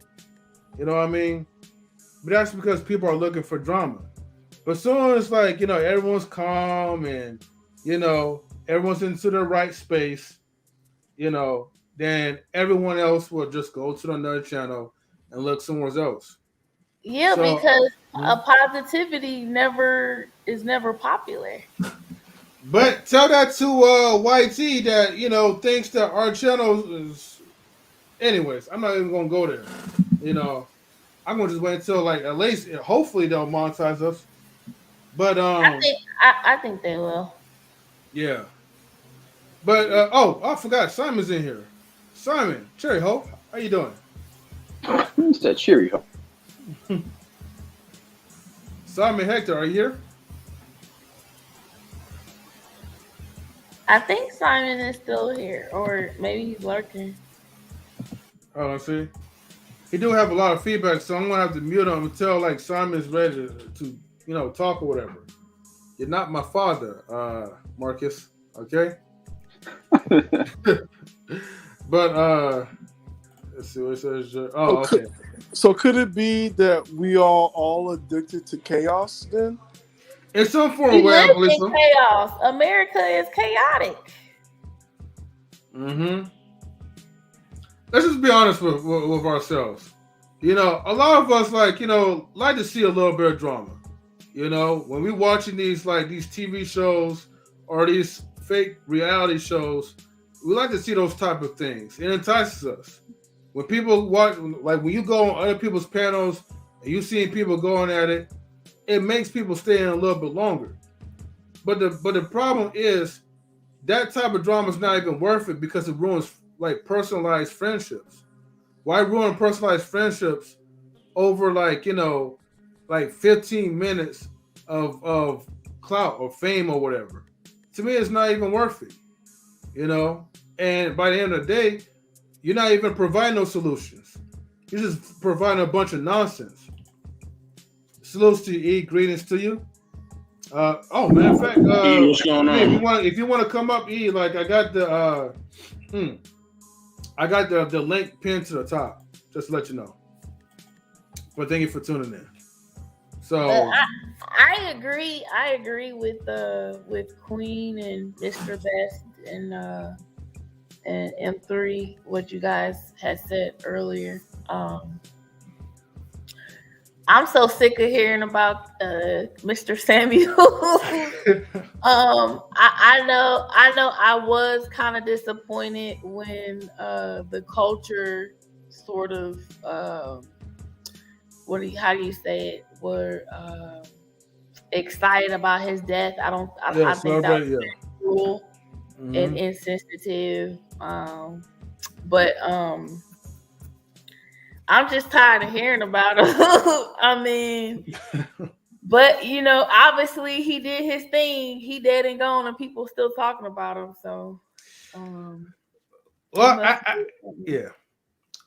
had to make a dedication, video, because look, y'all all know, right, that normally I don't even talk about Kevin Samuels like this, nor do I even try to stretch out like the things that he has done in the community and the things that is somewhat harmful for the community. But I had to talk about him because, well, one, that particular last short that I showed you guys actually reached over to like I think it was like 14,000 viewers, and people are still subscribing to the channel because of that particular video. That last video that I showed. So I was like, okay, at some point I gotta give people what they would like to see about Kevin Samuels, because hell, I like with that video alone, helped this channel grow like up to like what 97 subscribers or plus. Hell, I don't even know what the subscriber count, because each day it was almost like 10 subscribers a day, all because he was watching that short. a freaking 1 minute short. So I'm like, damn, like I didn't realize that you guys still have that much love for Kevin Samuels. You know what I mean? Salutes to you, E. Hello, good evening, everyone. Good evening to you. Good evening. What's up, E? Mm-hmm. What was funny to me is that, in a lot of his videos, he had a lot of negative stuff to say about plus size women or fat women or whatever he called them, but he left out of this world with a plus size curvy woman. So I found that to be because he was full of shit. That's why he was full of shit, and that's proof. Clown. He's a fucking clown. I do want to say this. What's that? Before Lady E shares, I do want to say this. Salute to Lady E. Good to see you, sister. I'm going to say this though, right? Mm-hmm. I think a lot of times the men who complain about curvy women or plus size women, a lot of times they come up a little short, if you know what I mean. Fact. So you know what I mean? Like, thank you, sister. Thank you. Because me, let me. Thank you, sister. Thank you. Because here's the thing, I ain't caping. I'm just being for real. me, and the men in my family, we don't complain about none of that. Okay? Because we not coming up a little bit short, if you know what I mean. You know what I mean? We are able to, move what we got because we got a lot. Okay? And we move with a bop. You know what I'm saying? If you get what I mean. No, I'm keeping it 100. We don't complain about big women, okay? Because we know how to handle ours. You know what I'm saying? Queen know what I'm talking about. Now, the men who complain about big women are probably the ones that got rejected. No, Queen. Trust me. They're coming up a little bit short, if you know what I mean. You know what I mean? That's really what it is. They can't aim to please, if you know what I mean. You know what I mean? When they shoot that wave, Mr. Best. When they shoot their shot. We know what you're talking about. Wait, hold on, Lex. Hold on. Okay, Mr. Best. When they shoot their shot, it air balls, right? The air ball's very, very low. The ball can't hit. They can't reach the rim. Okay, they're too small. They're too small to ball. If you understand what I mean. Now listen, you know what I'm saying? That's really the problem. But I just want to cover something really quickly. At the end of the day, people who are attracted to only drama within our society, we have a loser mentality, right? And a loser mentality makes us get drawn to drama and things that are not beneficial, which is why we're watching a whole bunch of reels and a whole bunch of BS that's non-informational and not helpful. You know what I'm saying? And the thing is, we have to get away from that, And sometimes, yes, and this is very, very rare. And I only watch it just to kind of not even get information, but just maybe to just laugh. So sometimes I may watch like You're Not the Father by Maury. I watch like a whole bunch of like reels of that because it's just funny to me, right? Because the way the brothers be dancing and celebrating, it's funny. I just like that. It's just funny, but it's not something that I can have in my diet every day. I can't. You know what I'm saying? It's like eating ice cream every day. I can't do it. You know what I mean? It doesn't feed me. If I want to be entertained, I'm gonna watch sports, something that's really entertaining for me, or I'm gonna watch things that are actually insightful or funny. You know what I mean? The lowest form of, I would say, television that I actually watch on a regular basis is probably The Simpsons or probably Love Boat. But that's about it. Everything else for me is like informational. Is things that I can actually gravitate towards and I do a lot of research. Like I read a lot of stuff on like Wikipedia. I watch a lot of YouTube informational videos. Those are my things. I like to watch animals as well. I love watching animal videos. I've always loved animals since I was a kid because I always grew up in animals. Discovery Channel, like Animal Planet. Sometimes, or I just watch like Instagram people who have like who have animals, right? I love those. Like I love those. Like I could watch those literally for like hours almost, and I could do that as well. You know what I mean? With watching like Discovery Channel, things of that nature. But yeah, if it's not sports or even gaming as well, or sometimes movies, I'm not interested. I'm just not. I'm not into the drama. I'm not all that. Because to me, that's like women's stuff. Like women like to watch Love and Hip Hop and all that. That's women's stuff. Like I ain't into that. Watch Lifetime. Yo, Lifetime sometimes is entertaining though. Sometimes I be laughing at the movie, like especially when the kids be trying to kill their parents. I be dying with the movies, yo. I be delete. I be dying with the movies, yo. I be rolling. Lifetime is the bomb. Just notice me and this, my friend. Lifetime's also known for shitty acting and clowns. And can I also add something? Yes, you may. So, you know, being in psychology is pretty much my whole background. You know, when I listen to KS talk, and a lot of times, I don't know if you guys paid attention to some of his videos, but he has very little positive things to say about his mother. Have y'all noticed that? Yeah. Mommy issues, always. It's always the problem. Yeah. He wasn't hugged enough. She stopped breastfeeding him and put him on a bottle and Similac. So he's bitter. Okay, where were you to hug him when he was alive? He was bitter. I don't like him. Why would I hug him? Y'all come on. He didn't get hugged up. I said he didn't get hugged enough by his mother. What are you talking about? How can you be talking about a dead man like that? Man, shut up. Ain't nobody talking. We talking. Everybody talking. Don't come on with that. Let's keep it. Hold on. Keep respectful, y'all. Keep respectful, y'all. Queen, be respectful. Simon, be respectful. I'm just saying. This was a man that actually came into men's life, but women are quite happy to just belittle him, like regardless of what he does. And I find that just happens in relationships in general. Like women will try, like it's not even a matter of trying. It's just like ultimately the first point is to sort of belittle somebody. It's like, and that's your black man, that's your black counterpart. And this is the point that Kevin Samuels was making. This is what you do. The problem is within our community, we're not engaging with each other in a positive light. Like, you know, you don't speak about white men like that. It may be because you haven't encountered black men or white men in the same sort of sense. But the fact of the matter is why, you know, the guy's gone and you're still going at him. You know, it's like, wow, that's scary. That's real scary. It's really problematic. It's really like, okay, what hope do we have? Because we've been going around in circle for years. We've copied what the colonizers done to us. They've been hard on us, and so we're hard on one another. Yep. That's all it is. You're saying we copy what the colonizers did to us? Is that what you're saying? So, yes, white people are, okay, look in court, in law. Black people are punished harder than white people. Yeah, but why is that? Here in America. It doesn't matter what country it is. Your law is derived from UK law. It's case law. So at the end of the day, it's like, what are you saying exactly? Exactly what I just said, like what you don't understand. Right. So you're saying is the problem of the black man? Is that what you're saying? That we can't fix that?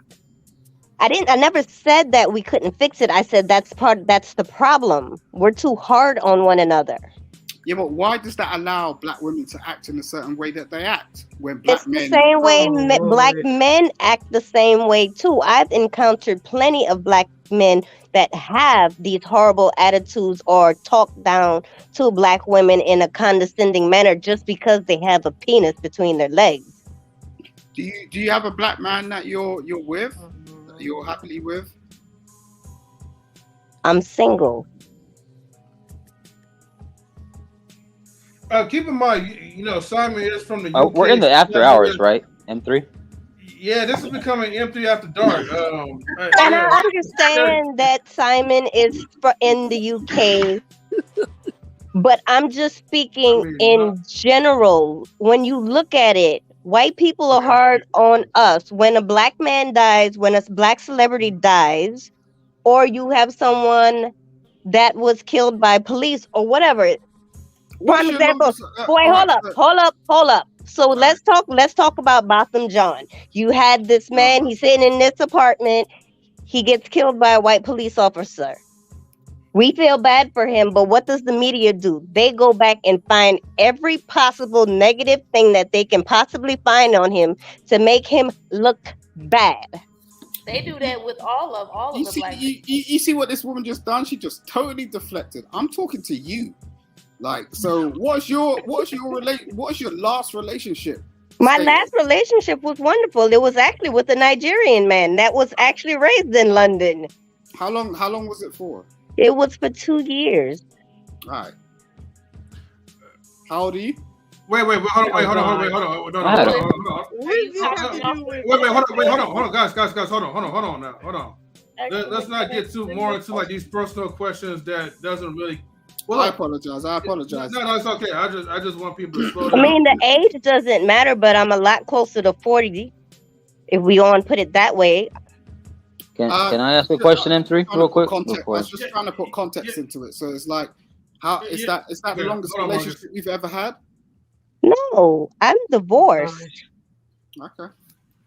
Okay, Marcus, before I go to you. Like, it just seems like you're just trying to discredit what I'm trying to say. Exactly. I don't have a negative outlook against black men. I'm just saying in general that we are being hard on one another. In other words, black men are being harder on black women are being harder on black men, versus if they would have dated someone outside of the race, they don't have a tendency to be as hard. Say that again.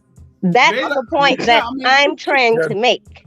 And the thing is, when someone is fed up with their own race, I have also noticed that when they go outside of their race, they're more open and they're more likely to listen to that other person and respond to that other person's needs. We don't do that within ourselves.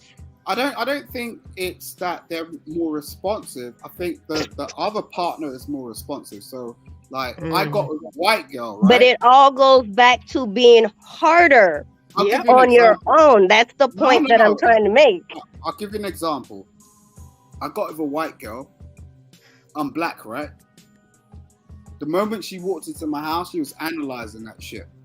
She was like, "Oh, Simon, do you need some help with this? Do you need some help with that? Can I do some decoration? Sound like she's trying to move in. How's your child feeding? No, but M3, why you looking like that, M3? A black woman will walk into your house and they'll be like, "What car are you driving? What can you do for me?" No, that's a lie. That is a lie, Simon. That's horrible. That is a horrible example. That ain't even an So, example. all right, if that's a horrible example. Hold on, y'all. Hold on. Sammy, hold on, Sammy. Hold on, Sammy. Hold on. M3, please clip 2 hours and 28 minutes with Simon giving his examples of white and black women. Which is crazy, but it is what it is. Well, that's his perspective. Salute to Simon. Simon, good to see you. Also, I want to give a shout out to Big Rig Slaps. What's going on, Big Rig? Good to see you in the building, brother. Peace and love to you. Let me say that 2 hours and what, 28? I feel like it was 28. 29, probably 29. I feel like it was like 2:25 or something because y'all was talking for an awful long time. But no. Wow. Welcome to Knowledge Relationships After Dark, where things get really nasty and vulgar. So, hey, man, that's just what it is. It's after dark hours, okay? So, come in your own risk, okay? Topic was about dragging Kevin Samuels. No. We're not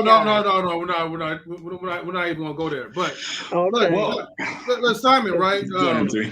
That's what he said. I hear a lot, right, about these black men comparing to, and no disrespect, right, but you're sounding like a bitter passport brother, right? Like I said, no disrespect to passport people, right? I got a lot of respect for y'all, right? And all right, salute to you, Stan. I know but technically, he's not a passport; he's an international brother. Well, international, whatever. But I'm just saying, like, Simon reminds me of the guys, right, that leaves the United States, that goes to other countries. And then they compare like the white women to the black women and say, "Oh, black women is this and black women is that."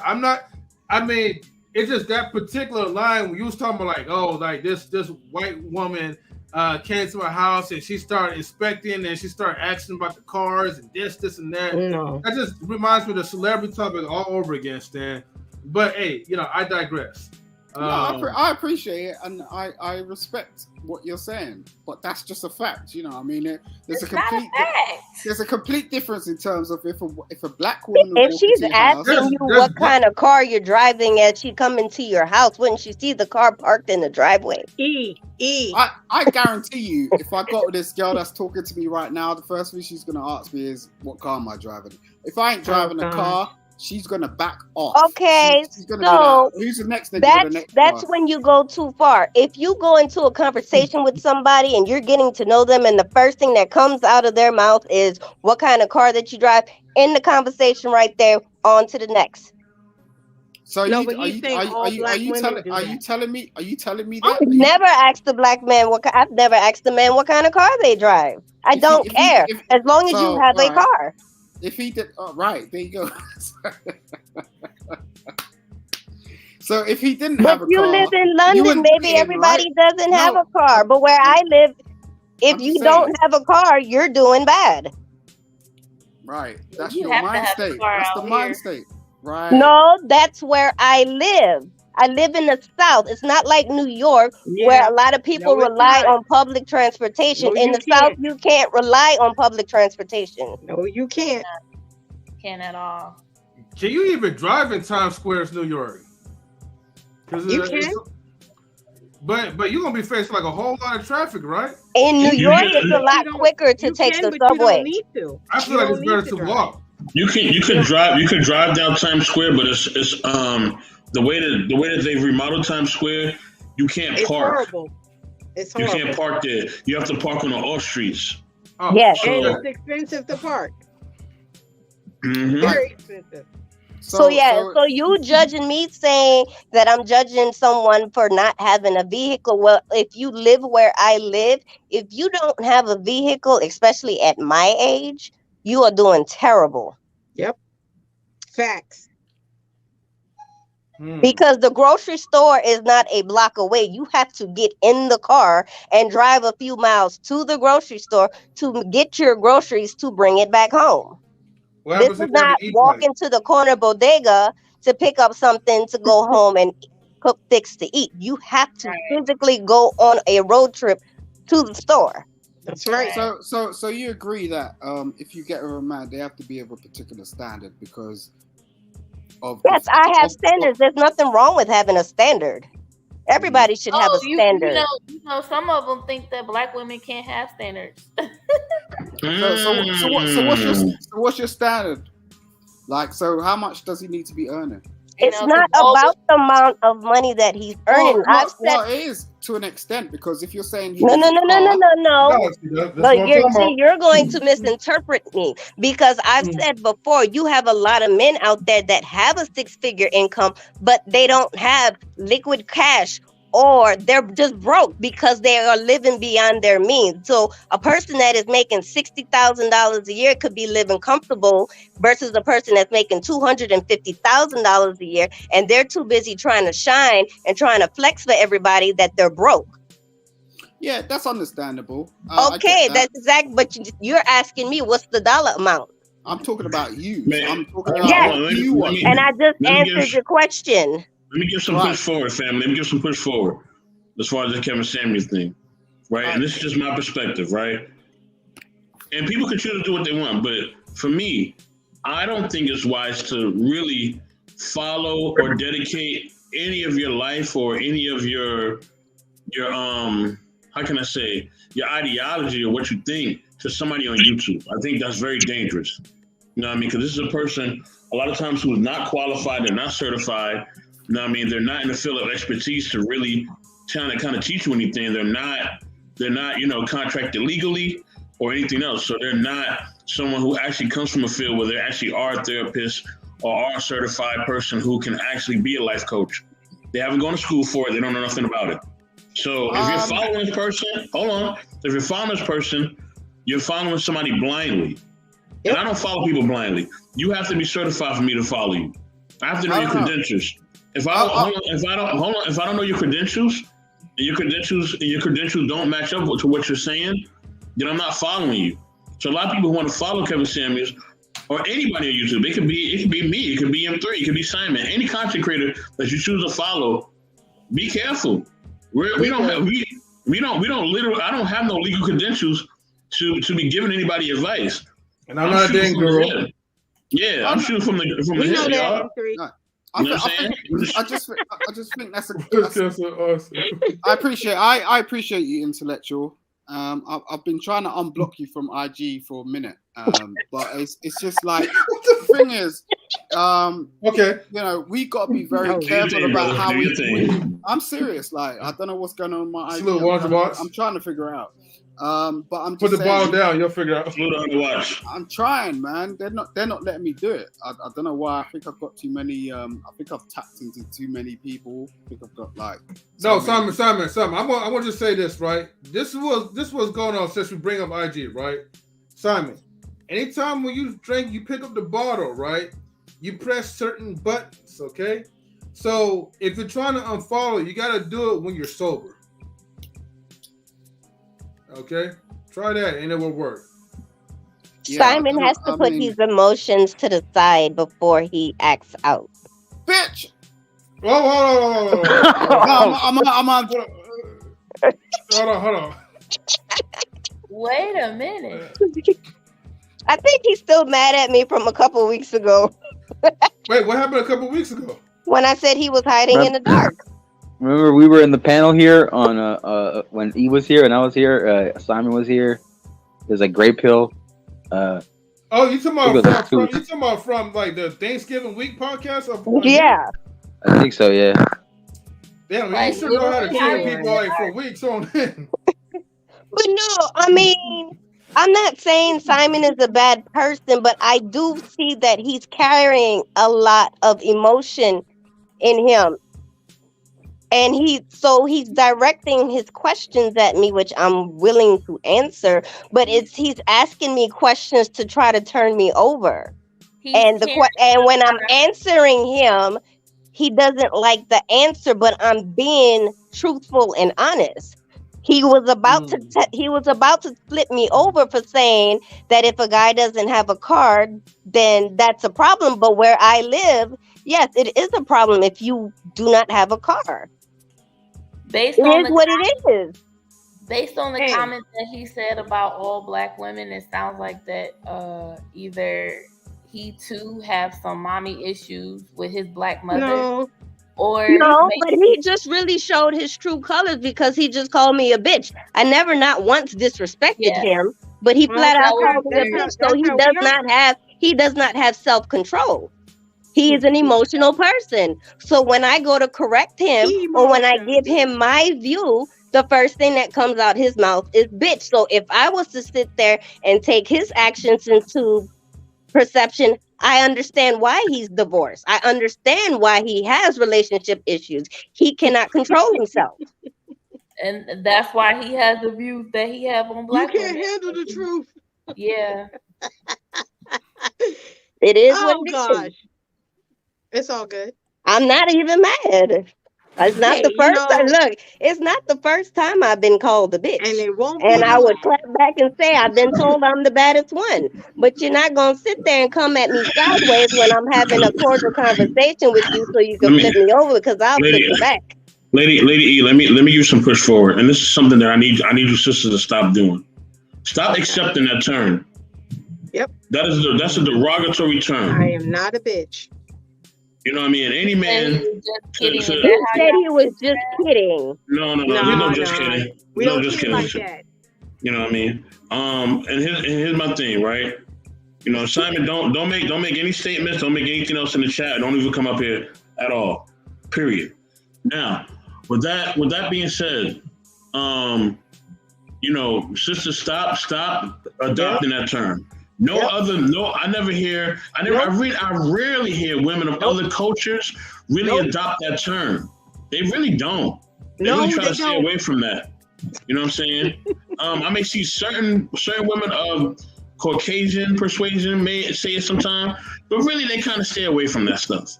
You know what I mean? So I think our women have to do the same thing. If this person not calling you a woman or ma'am or sister or queen or anything like that, or your name, do not accept any of those terminologies. That's right. Okay? It's degrading and it's basically men who don't know how to communicate and they want a woman to be beneath them.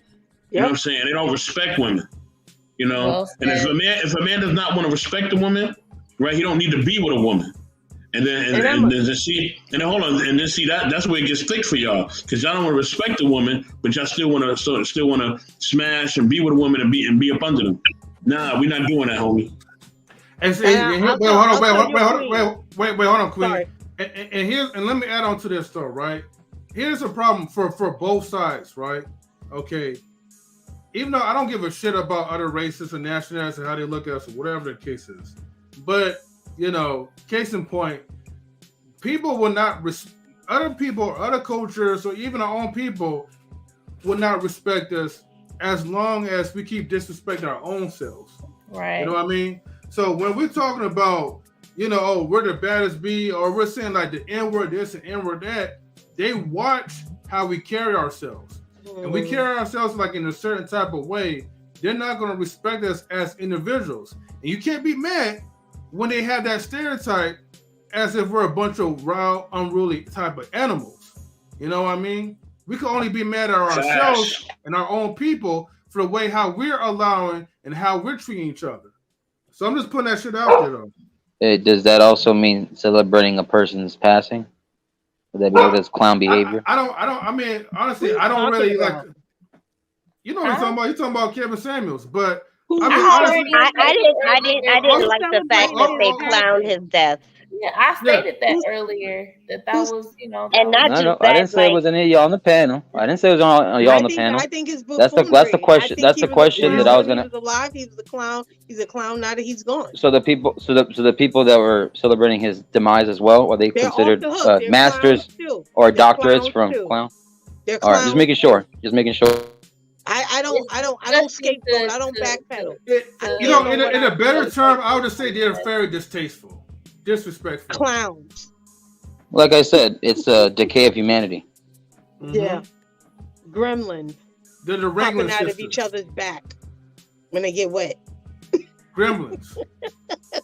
Yep, I agree. I love you, Queen. And I'm gonna say this. There was I watched this video of this comedian. He was Asian. I don't know what part, if he was Japanese or Korean.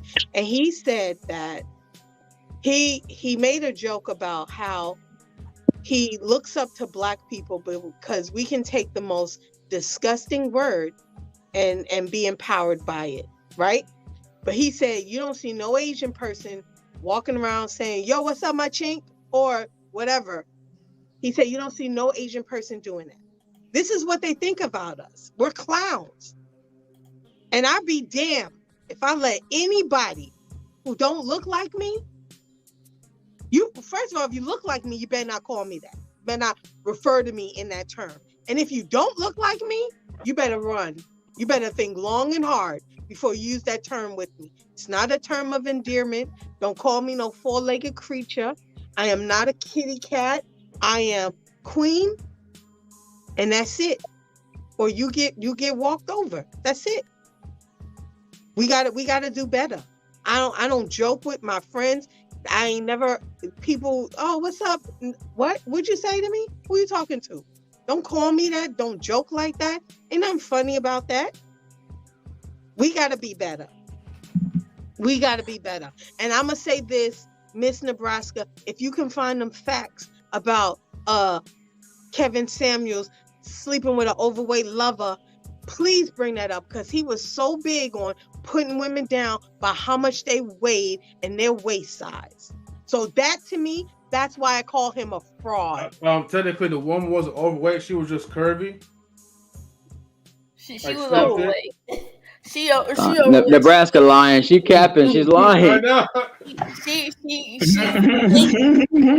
term that they use in the South is thick. They don't say overweight. Yeah, I think it's a correct picture. When I saw her was a slim thick and curvy. It's two different pictures that the Shade Room posted of her before she made her IG page. But we know the No, Shade Room is an that- incredible source. Shade Room has been Yeah. discredited many times. And that was the wrong person anyways when they first showed the picture. And they dragged the wrong person for that. So I just want to make sure I get all three of y'all But corrected. yeah, it wasn't just the shade room either. It's okay. It's okay. We all know. We all know he downplayed what he really wanted because he was scared he was gonna be rejected and he was gonna be seen as a high value man because he wasn't dating a toothpick with BBLs. Right. Aww. He wasn't a high value man. He can't keep a woman. So he went after Lizzo. He went after she's not as big as I know. Lizzo, I'm just but, joking. yeah. I'm just joking. I get it. But I'm just saying, he just mad. Cap. And big up to Gabby. Gabby recently just got married, aka Precious. Yep. Okay, nice. Good for her. You know, well, technically, he actually passed away living the best moment of his life. He really did. There ain't no better way for a man to go out like that. You know Precious, what I mean? yeah. With Precious. Hey, I'm looking at a picture right now. The woman that he was caught with, Hortensia Alcantara. She is far from fat. Far away from big. Fat. Far away from big. Far away from 300, 200 pounds. You know, She probably was probably no more than a size 4. I'll probably give her a size 5 or 6, maybe. Say a size 5. Yeah. Look, ladies, don't be mad, okay? He went out with. I'm for sure she probably was a good quality woman. She at least looked like a size 10, 11. Now y'all. Nah, Miss Nebraska, now you're capping because I'm looking right at her figure. I've dated women with this figure. They're like a size 6, size 7, maybe, at most. Because she made her page private. Hortensia Alcantara? Yeah. Marcus followed her before she made her page private, so he good.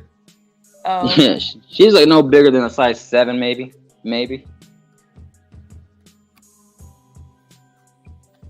Oh, what's my sound effects? Okay, hold on. And she looks like his daughter. Oh, now it's the ageism. Now it's the ageism thing now. You can't catch a break. See what I'm saying? Wait, that's a real word? Ageism? Yeah, of course. Women always shame men for them wanting to date younger women, but it's okay if a woman dates an older man. No, you can't make this shit up. You can't make it Why do you up. always go there? Why do you always say? Because it's the truth. No, but that's not what I said. I'm not talking about women. We look.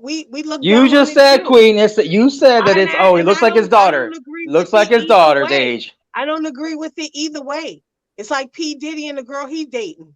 If it's legal and it's consensual, 3 times her age. If it's legal and consensual, what business is it though? They have a problem with it, Queen, until it's their okay. daughter. I'm not worried about that. I don't know why y'all date watching, and I ain't even tripping because I ain't gonna have no kids anyway, so it doesn't matter. I don't care if a woman wants to date a guy older than him, as long as it's consensual and y'all it's a healthy relationship. It's the same vice versa. It shouldn't matter. I just want to give a shout out to everybody on 600 Pound My Life on TLC who. Yeah, because they're all collecting checks because they get paid They for it. all got a woman. They all got a man. They all got somebody cooking for them. They ain't giving them a bath. Yeah, and that guy got a side chick, so he's good. Bro, like y'all compare a TV show. Come on now. That's not even real life. Let me say this. A lot of those are men from the. A lot of people on that show are men from the South too. I see a lot of them on there, and in the South they have a fascination with bigger women. You know what I'm saying? That's a Southern thing. You know. Now, hold on. I can't deny that one. So Marcus, man. You know what I mean? And this is just a little comment. So Marcus. Hey man, the Mavs beat up on the Suns again, baby. Woo, let's go. Let's go, Pelicans. Ain't gonna matter. When the Warriors come, it's a wrap. Hey, Zion hooping. It's Jose Alvarado. Jose Alvarado dropped 38 points this past game. Yeah, he dropped it last night. He dropped it last night. So what are y'all thoughts about everybody bashing Deion Sanders? Hold on. It's a career choice. Wait, hold on. No, let me say this real quick, man, because I'm glad that you brought him up. look, man, black folks need to shut the fuck up about Deion Sanders. Okay, where were you at to fill his pockets up? All right, don't be mad that he has he pretty much has a better paying opportunity to go somewhere where his skills and his talents and his knowledge is appreciated. By the end of the day, the white man is still supplying his check, wherever he's at, Jackson State or some other university. Why do you think people are mad? People are mad, right? Because they expect for him to pretty much take lesser pay, but yet stay in the black community, helping the black folks out, which I get it. It's sad that the ones that's the most talented obviously has to go somewhere else to, pretty much embetter other people out. Isn't that part of paving the way, though? That's how I look at it. Wait, you talking about by him staying at Jackson State? No, by him leaving, he's paving the way. That's how I look at it. Yeah, that's how I look at it too. And the way how he put it down, he was like, "Look, man, don't forget, I'm still black. If you guys haven't, if you guys don't know, I am a black man. So no matter where he go, he's still going to imply his ideologies, but to another team. But the thing is, for Jackson State folks to be mad at him, you should be mad at yourselves. You had opportunities to donate. If you want to help the school out, you could have did what you did, but you don't want to do nothing, and that's the problem. You don't want to put your money up, but you want to complain. Nobody gives a damn. Your voice is not heard. Okay, so deal with it. Say bye-bye to Deion Sanders and take an L for that. I got a question. Salute Bolo team. I wanted to just add on to the whole. I wanted to add on to the Sounders thing before he moved on, Mr. Best. No, it's on the Deion Sanders thing. I'm just trying to figure out is Jackson State an historical black college, and did he leave him? Yes. Okay, so where did he go? I don't know where he went. He went to the University of Colorado, the Buffalo. Yeah. Wow. And is that historically black college as well? No. It's just It's gonna be watch. It's gonna be watch. It's gonna be after once he goes there. It's gonna be. No, it's not. He's gonna pave the way. Watch. No, he's a trailblazer. He's a generational trailblazer. Don't play yourself. Don't do one that. mic. Okay, hold on. Marcus, I'm gonna let Marcus share his thoughts, and I'm gonna share mine. Go ahead, Marcus. Salute to Bolo too. Bolo, what's good, man? Yeah, shout out to Bolo. Shout out to everybody in the chat, by the way. After dark. Yeah, but listen, he's done his part. He said it before. He wasn't going to stay that long at Jackson State. He said it before, verbally, on interviews and stuff too. And he did his part. He did 3 years there. He did multiple undefeated seasons. He gave him 2 Southwest Athletic Conference championships, SWAC conference championships. Led him to undefeated season. Great prospects. Some of them are going in the NFL draft. Some of them are transferring to other colleges. His son, great quarterback. He's produced the same talent. He's produced a reputation where Jackson State, he made a blueprint for Jackson State to continue being great if they follow his method of his training and his coaching while he's gone. And the fact that, hey, he's putting himself out there. There's more black coaches that want to get hired, that are looking for positions. There's a couple coaches in the NFL that didn't get that. That one of them, Jeff Saturday, who I don't believe should have got that spot. It should have gone to the assistant from a coach from the Chiefs or Brian Flores. They should have got that spot in Indianapolis, but now some of them might end up going to the college route. So he's going to go to the University of Colorado, and because it's Deion Sanders and Deion Sanders' name carries weight, Super Bowl, Hall of Famer, champion. He's done numerous Pro Bowls. He was primetime, whether it was the Falcons, whether it was with the Cowboys, whatever. It don't matter. And then what he did in college, etc. So he's going to lead the way.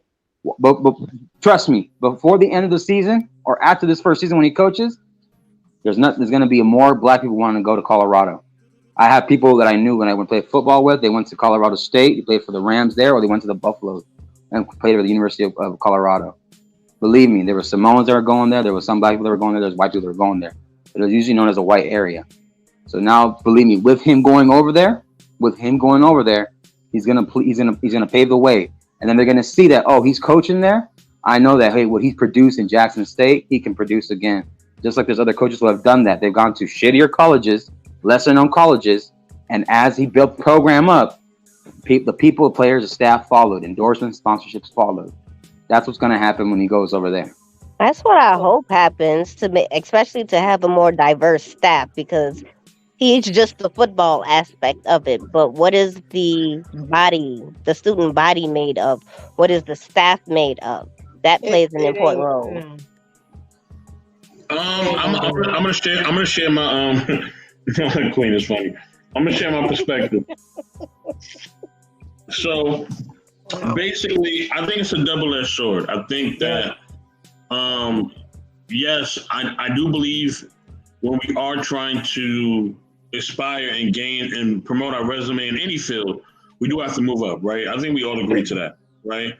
You can't stay stagnant, especially in this day and age, and you have to find ways to find more lucrative opportunities. I'm all in the business of always having a free agent mentality, right? Where you're always looking for the best offer, and you're trying to find the best offer that's going to fit your need, and also the environment that's going to fit your needs as well, and your wants. Your wants you may be able to be flexible on, but your needs you never were flexible on.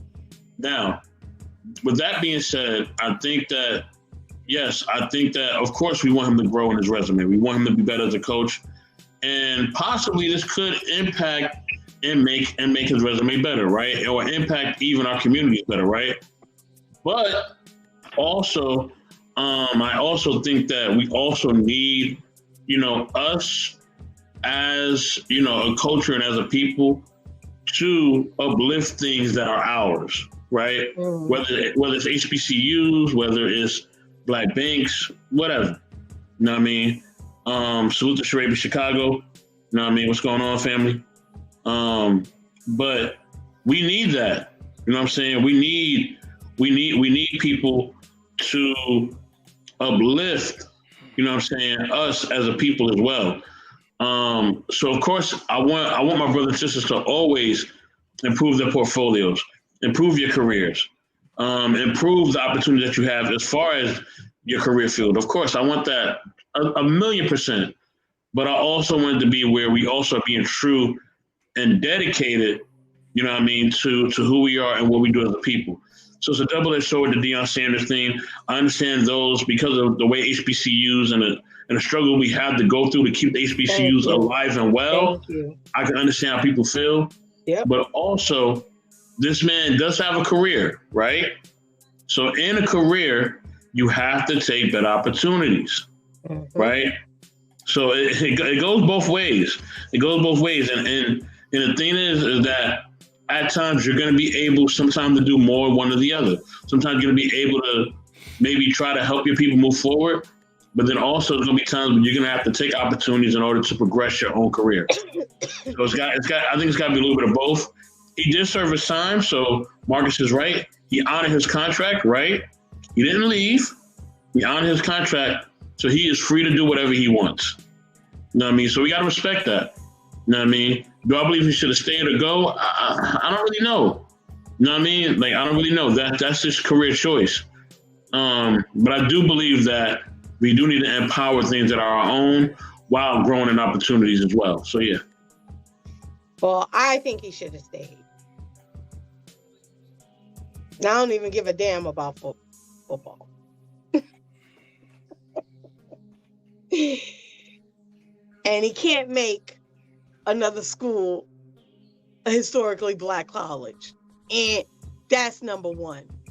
Don't matter how many Black people go there. It will never be a historical Black college. Hence the title, Historical Black College. So, yeah. I knew she was going to show up. I knew it. I knew he was going to show up. I knew it. Shout out to Lola, a.k.a. Miss O'Shun, a.k.a. Scully. Scully, what's going on? What up? I mean, she did tell him she was going to pull up after the show anyway. I told you. Look at her, she got a trench coat going on too, though. Oh my God, no. You said a trench coat? Oh my gosh, No, it's just my jacket. It's just my jacket. I mess with you. Who is to care for the HBCU? That's not that man issue. Oh, that's not that man issue.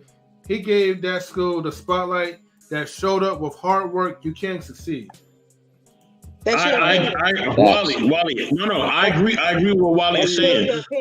Hold on. Contractually, and even for the spotlight for the school, yes, he did draw a good spotlight for the school. You know what I'm saying? But like I said, it's a two-way street.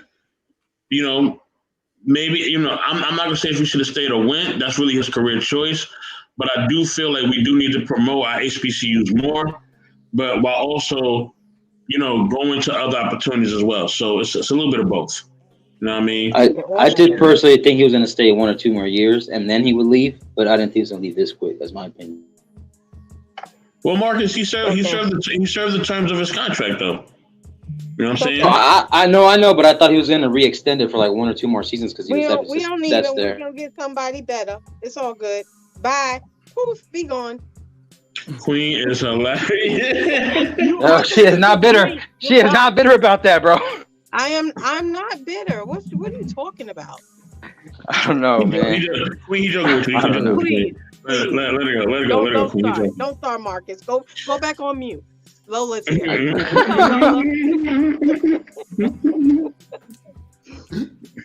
Oh, since you're here, wait, who's giggling like that? That's Mr. Best. That's Mr. Best. That's me. Look. All right, Lola. Right. I know you came late to the party, and I know you're frozen, but it's all good. So we was talking about Lola might be frozen, or she may be staring at something like for a long time. She does that sometimes. See, look, she's not frozen. She's just looking at something. She does that all the time, and it's so weird. Like she just be looking at something for like mad long. Like, yo, why you do that? Like, yo, I know who she's looking at, but I'm not gonna say. You know what I mean? But Sheree, come on up, Sheree. We ain't heard from you in a minute. I know. Definitely watch those watch hours are coming. All positive vibes on your way. We got the watch hours. We're just waiting for YouTube's approval. Salute to Miss Nebraska. I think she had to drop down, but salute to her. Yeah, definitely salute to Miss Nebraska. But okay, Lola, like so I know you're gonna have to kind of catch the replay because I did play a few clips with Kevin Samuels, but I was talking about the things that Kevin Samuels was telling us, the community, but I felt like certain things, the positive things that he was saying, we kind of missed that. And overall, to kind of wrap it up short, a lot of people take his advice, but they only apply it to getting women as opposed to getting their charisma, getting their money game up, getting themselves up overall in quality life. And I feel like people miss the point when you're listening to Kevin Samuels' message. Now, not everything is all good, but just the certain parts where as far as to become a quote-unquote high-value man, I think a lot of average people, they take it overboard as if it's the end-all, be-all. What's your thoughts? Lola. To be honest with you, hold on, Marcus. To be honest with you, right? The Kevin Samuels thing. Don't get me wrong. Like they said, a broken clock can be right twice a day. I do a lot of people they're not. It didn't apply to them. I'm gonna be honest with you. A lot of what he was talking about did not apply to a lot of his audience, and that was very clear. Even if you take off some of the contradiction, a lot of what he was saying doesn't apply to a lot of his audience, but it made good for entertainment. So this is why I feel it doesn't really the needle, because it was solution based. When he first came out, it was solution based. He was talking to men. When he started talking to women, it became pure entertainment. Mm-hmm. So that didn't help anything. It just did. Some people say, well, Kevin Samuels helped them see things clearer. However, I don't know how clear he can help you see things when his life didn't reflect what he was talking about. Facts. I don't know. Wait, hold on, Queen. You don't. Hold on. Before I begin, Lola, let me ask you this question. Okay, follow this. Do you watch the entire Oh. videos of Kevin Samuels, or do you watch the clips? When he was alive, when he first started after that whole before the viral video, I would watch his entire clips. And then afterwards I started watching more, but then after a while I fell off because it became repetitive. And I didn't like the fact that the same type of females would come up there. And it was such a horrible situation. I'm like, okay, what's the point of listening to the same conversation every night?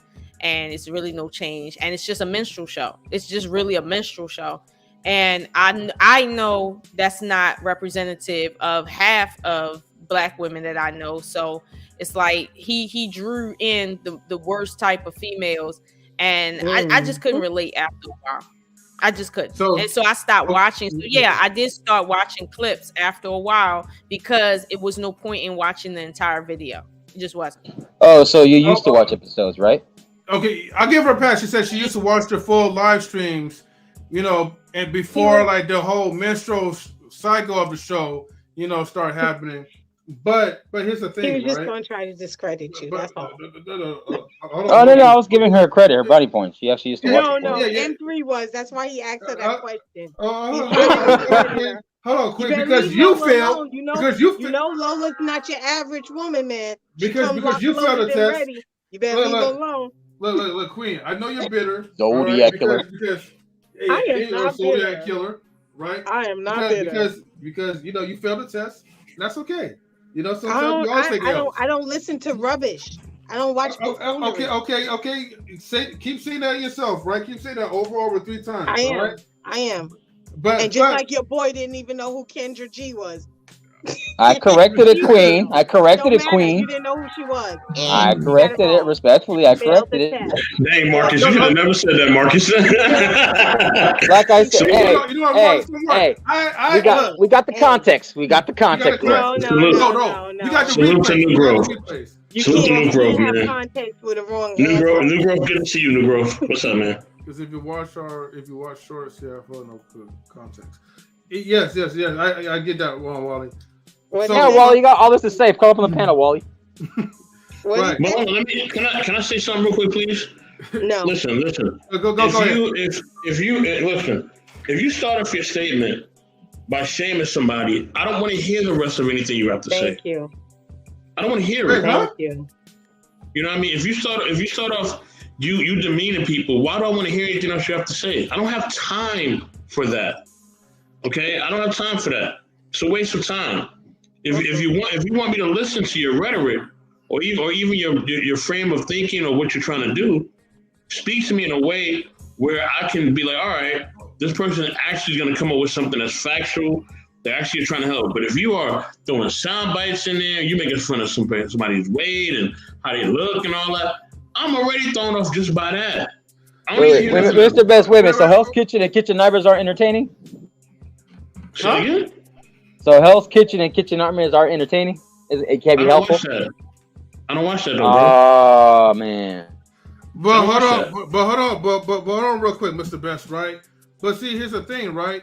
What you're speaking on, right, is basically clips that you're seeing of him starting that degradation. Hold on, Queen, right? I know you want to defend it because you don't like him, but look, let me tell you this though.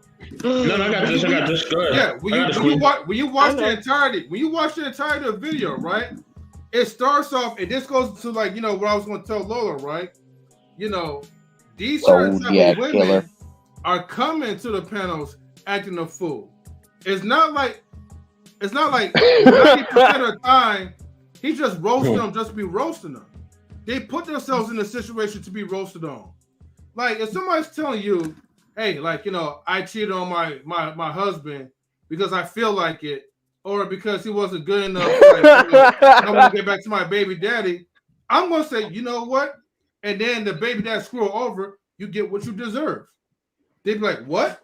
Yeah, you get what you deserve. And you're trying to argue the fact shout out to Baltimore. It should be justified. There's no justification of it. You just hurt another individual. Why should I have mercy on you? I'm not. Listen. This is not what I'm saying. Is this? This is the context I'm saying. He's trying to make his point. Even in that context, there's still a way that I can address somebody without being disrespectful. I can still address your behavior, which I may believe is not correct, right? Or just a line of questioning. You know what I mean? Because I've watched enough Kevin Samuels to know. What's your weight? How tall are you? Did you watch Wait, clips? hold on, Queen. Hold on, let me finish. What's your weight? How tall are you? Things of that nature. You know what I'm saying? And you're setting up these demographics, and even BK apologists pointed this out earlier. Did you watch clips? Hold on. When you set up your stance on certain things, and you base your criteria on certain things, yes, people are not going to listen to that. Certain people are not going to listen to that. I don't have the stomach for that, nor do I have the time or energy for that. It's really a waste of my energy. My energy level and just who I am as a person, I'm on a higher level than that frame of mind or thinking that Kevin Samuels even subscribes to, or people that like him subscribe to. Well, I'm just gonna say I'm just better. I'm just gonna say it, and I have no problem. I'm just better. You know what I mean? But even the best people take time to listen to the full context of the story. I can't listen to that. I can't listen to that. And here's the thing. I'm trying to make you zero. But once you listen to that,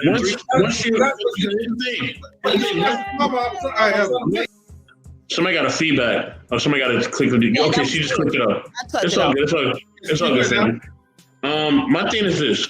Once I see a part of your character that I see is disrespectful, salute to Cindy 007, good to see you, sister.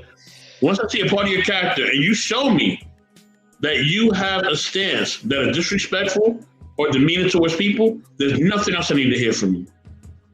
Point blank, period. It's not my cup of Folgers. I'm cool. I don't care if you're a man, content creator, or a woman. Don't matter to me. Doesn't matter. Once I hear your line of thinking, and that you can go that deep in your mind to put somebody down, I don't want to hear nothing else you got to say. I'm cool. I'm good. That's me though. Everybody's different. Some people still listen or try to dig through. I'm not digging through nothing. Once you show me what your character is and certain core peaks, I don't need to see nothing else. I'm good. You know what I mean? And that's how I move. Everybody can move differently. And salute to y'all who want to move differently. But I'm not doing that. You know what I mean? I'm gonna say one thing. Wait, hold on quick. I'm gonna say one thing. I gotta get to Sheree, Chicago. Good to see you. Let me just say this. What up, Sheree? The only thing I just feel like that's unfair, right? I noticed a lot of these men, right? They defend these women whenever someone is talking about shaming their body or talking about body weight, dress size, whatever. I get that, right?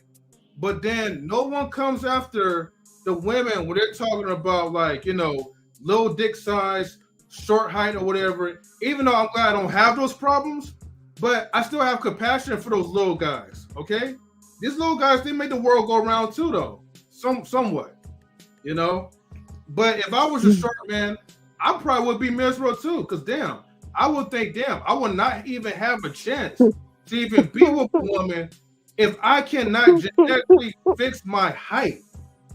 It would take some laughing over here. in order for me, and some other pills or whatever to enlarge my growth. Excuse me. But I don't think that's fair. Everybody think it's funny about the little guys, but little guys and micro sizes matter as well too. Somewhat. But to give you a quick push forward, because I want Sheree to definitely share. A salute to Sheree to be Chicago. I'm glad she's up here. Let me say this. You know what I mean? And this is the thing that gets me, right? For the people that subscribe to him or the people that's part of the manosphere, whether it's the short guys or whoever else, right? Yeah. This is the thing that gets me, right? Mm-hmm. At the end of the day, those men have so much masculine energy and they claim there's so much Iron Man, and they claim they don't cry and everything else, and I don't need nobody, and men are soft.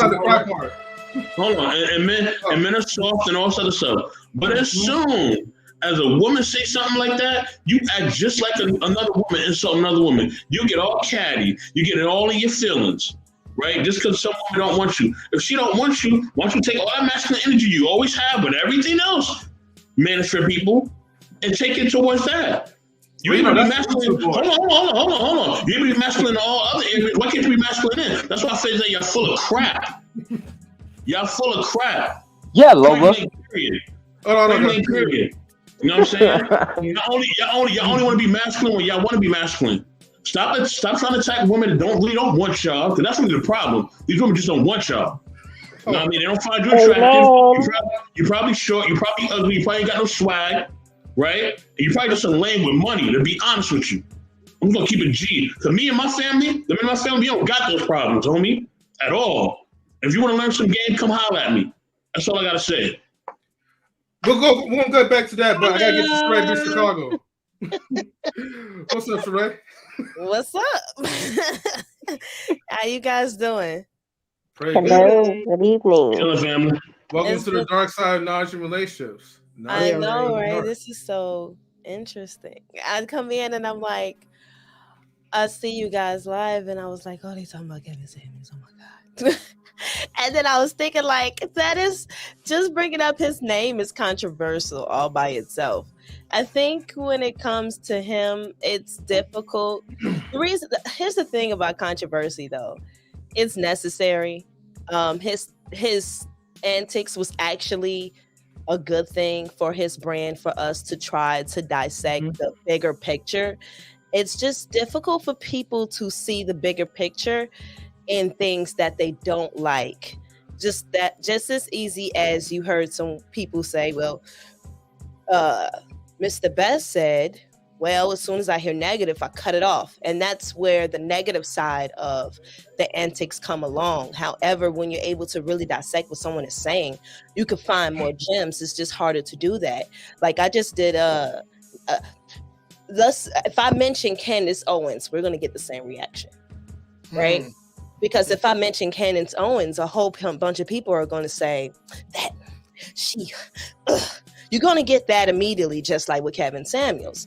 But the thing with Candace Owens, though, if you happen to actually turn her on and actually listen to her, you will hear a lot of her gems. It's just difficult to hear it because some of the things she say just makes you go, I got to turn her off. So it's the thing about controversy or controversial conversations. If anybody should learn anything from controversial topics, because we can even say that about our last president. He actually did some good things for the country. Nobody wants to admit that, though, because of how polarizing he was. You talking about Trump? Yes, I'm talking about Trump. Okay. So if people actually make a decision, a conscious decision, and I know sometimes it's hard, but if you make a conscious decision to go ahead and say, hey, you know what? A lot of people are paying attention to this person. Let me see why.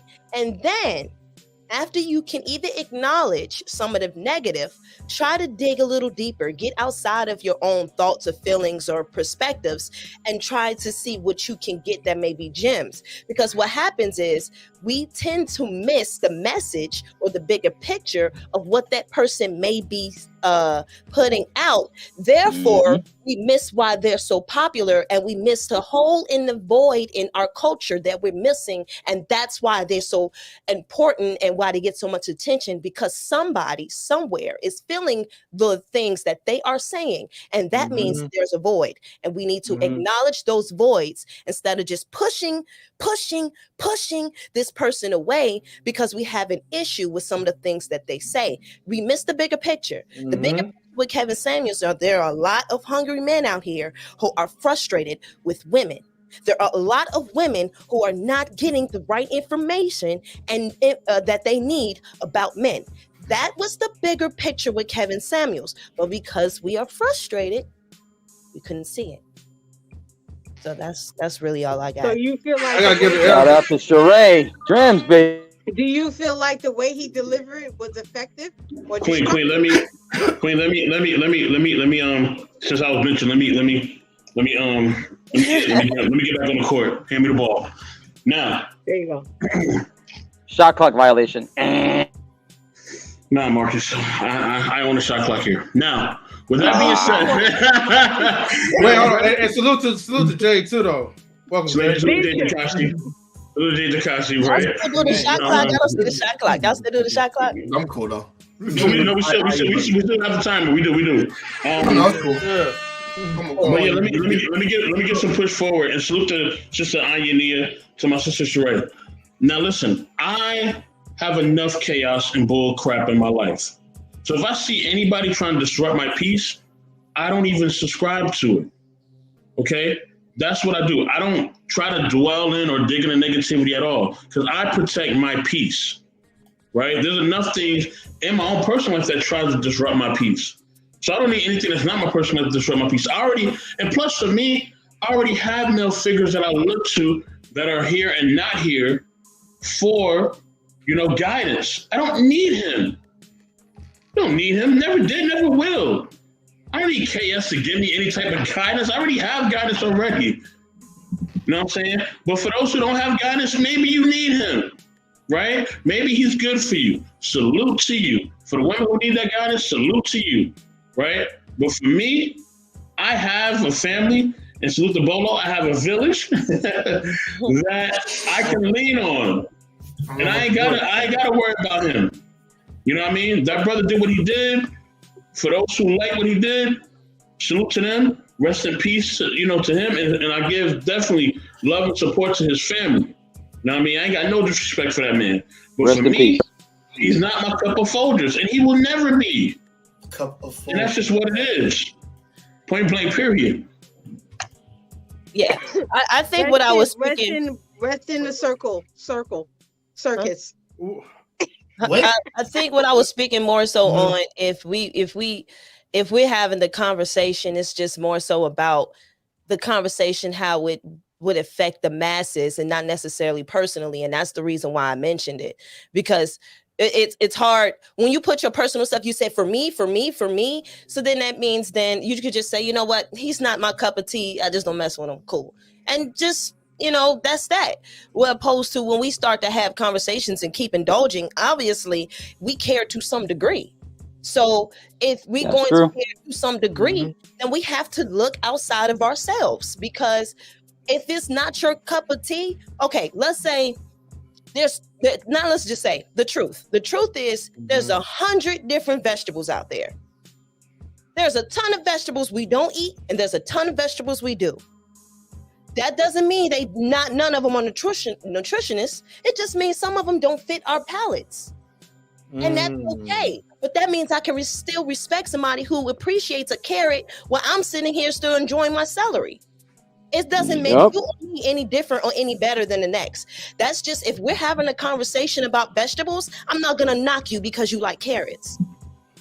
You like carrots. Cool. We can talk about the value of carrots, just the same as I can break down the value of celery. And that's all I'm saying. Because otherwise, if you really don't care, let's not talk about them at all. That's right. Can I ask something to Sheree before Jay goes? Marcus, hold on. Let me give you context, right? This is not my topic. I'm supporting my stream, right? This is not my topic. M3 selected this, and I'm here to support my brother, and I'm here to support our stream. But if you gave me a topic to talk about today, I'm not talking about him. I don't care about him.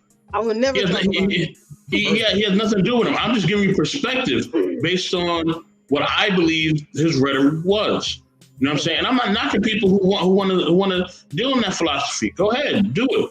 It's not for me though. But I want to get to Jay and Bolo. Marcus, I know you wanted to go next, so go ahead, and then Jay and Bolo definitely. Appreciate that, brother. I'm just gonna say, remember, when a person opens a store and it's open from a certain number of hours for service, it takes that person to consensually want to walk in there and buy a said product from that store or liquor store or whatever.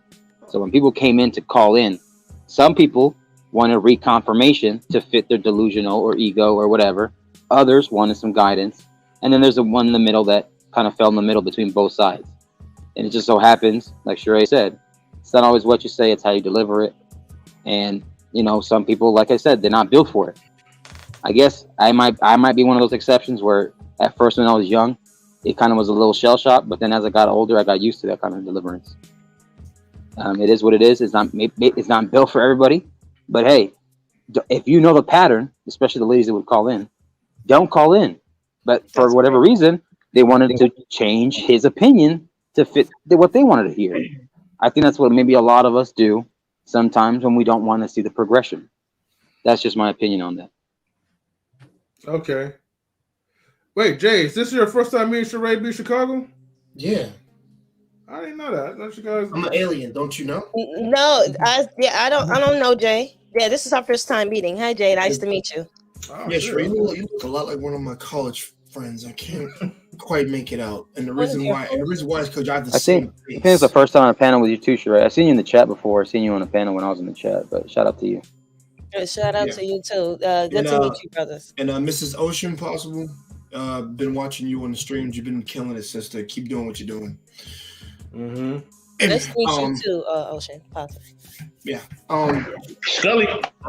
Oh god, there's a lot of shit I want to say, but let me shorten it all down. I'll condense it all into like a couple of sentences. Listen. Okay, so first of all, there's idiots on both ends whenever it comes to this. When it came to this, like, you know, Kevin Samuels thing. First of all, on one hand, I think he was a good thing in a sense, but also it may be a negative thing because let's be real. When he first came on, he got at men hard. So I do want to say that. He got on men like, yo, you need to clean yourself up. You need to do all this shit. I watch those old videos. He was savage. Everybody's like, oh, what he did to the women. You see what he did to the dudes? Dude, I wanted to talk about Oh, dude, you're short, you're fat, you're broke. Marcus, you know which video that is. And you gotta look. Yeah, that don't help though. Guess what? We dudes laughed at the other dude. Y'all, all y'all did. I know y'all did. So don't lie to me. Y'all did. And like I said, we don't exist. Like I said, we don't exist in a vacuum. We all participate in shit, whether it's directly or indirectly. So I don't want to hear that from anybody. Y'all, you participate when you're watching it. So on one hand, it was like I said, to stir the delusion of some ladies, but also some delusions of some men with some stuff that they were having. And that did need to be addressed. Nobody was ever really addressing that. And and listen, I can understand the times we are in now. It's ass backwards crazy, and that's why I say both ends are crazy personally right now. Because you know, one end is trying to push a narrative that they hate women with the red pills shit. There are some that do and some that don't, but the majority of them, how it comes off, you come off like as if you hate them with that narrative you picked. Even though Mark is here, we've consumed some. The difference is, listen, my grandmother and my father taught me well. I am not going to end up hating women because of that stuff. Now I will say this. Like I said, that's why I said there's crazy men and crazy ass women on both ends. Because like I said, every group has their poison. Not everybody is next as a strawberry or a cherry. But to me, it holds some ground where I just find it so funny in my mind of like, why are y'all arguing like some dumbass shepherds about some shit that somebody's saying, to the point where it affects your life inevitably, and that you go to the point where you either tyrant or rant or go on a discussion or just agree on this because you two happen to have a degree on this subject, because it's just like the catchphrase. I'm pretty sure you guys have all heard this. Whenever in 2008, when Obama came in office, when somebody says even Obama don't care about us, and I said. And this is when I repeated, I have to address that empty-ass statement that was made. What the hell do you mean Obama don't care about us? In regards to what? And that's a very blank statement to make. So, like, you know, like people freaking fall for because it's trigger and bait. And so, like I said, just to get you to react out of your character. And, you know, and then when that comes out, the audience sees like, wow, that's what she really is. Or that's who he really is. No, it's bait and switch, and also how you take the information from what someone gives you, you ingest it. It's it's like I said, your choice to eat chew the meat and spit out the bone. That's what you're supposed to do more often than not. But like I said, it's not about feeling good. Because I always say when I listen to something, I take my feelings out and I want to hear what the person is saying. Miss Ocean, whenever she said what she said to my feelings, I heard what she had to say. She made some really great points on some things that I liked. I'm like, okay, she's making some sense. I like this.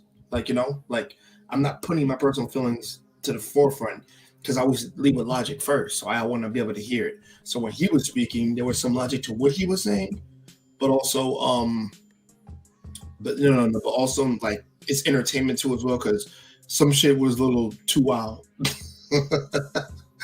I ain't gonna lie, he a funny. I can't lie, ladies. He was funny. He was funny. Let's just be real. That man was funny to some extent because like I said, he spit out some truth a little bit, but also one is subjective. So I will say when it came to not listening to what he had to say, and I think it was just like I don't feel good. I don't feel this. So I changed it. I'm like, okay, that's fine. You ain't gotta listen. Don't listen to it. But don't go like that group of women that just say hateful things about guys and just saying like, oh, he's trash because he's been and all this and hurting people. I'm like, just you never listen to the man's content, so please shut up. And I have a big problem with people who think they know something when they really don't. And I'll end it off on this. Those people have what I call a Dunning-Kruger effect. It's a cognitive bias that makes people believe that they're better than they actually are.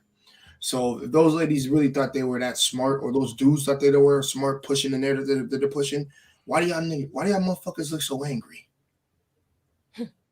Yeah, well, that's my question for you. Why y'all look so angry?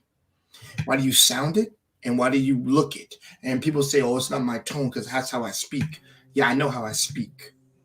But the thing is, if I don't change my tone toward you and I still speak the same way I sound now, and it looks as if I'm talking down to you, my apologies for that, but I can't control that half the time. But what I can do is be truthful with you and not lie to you.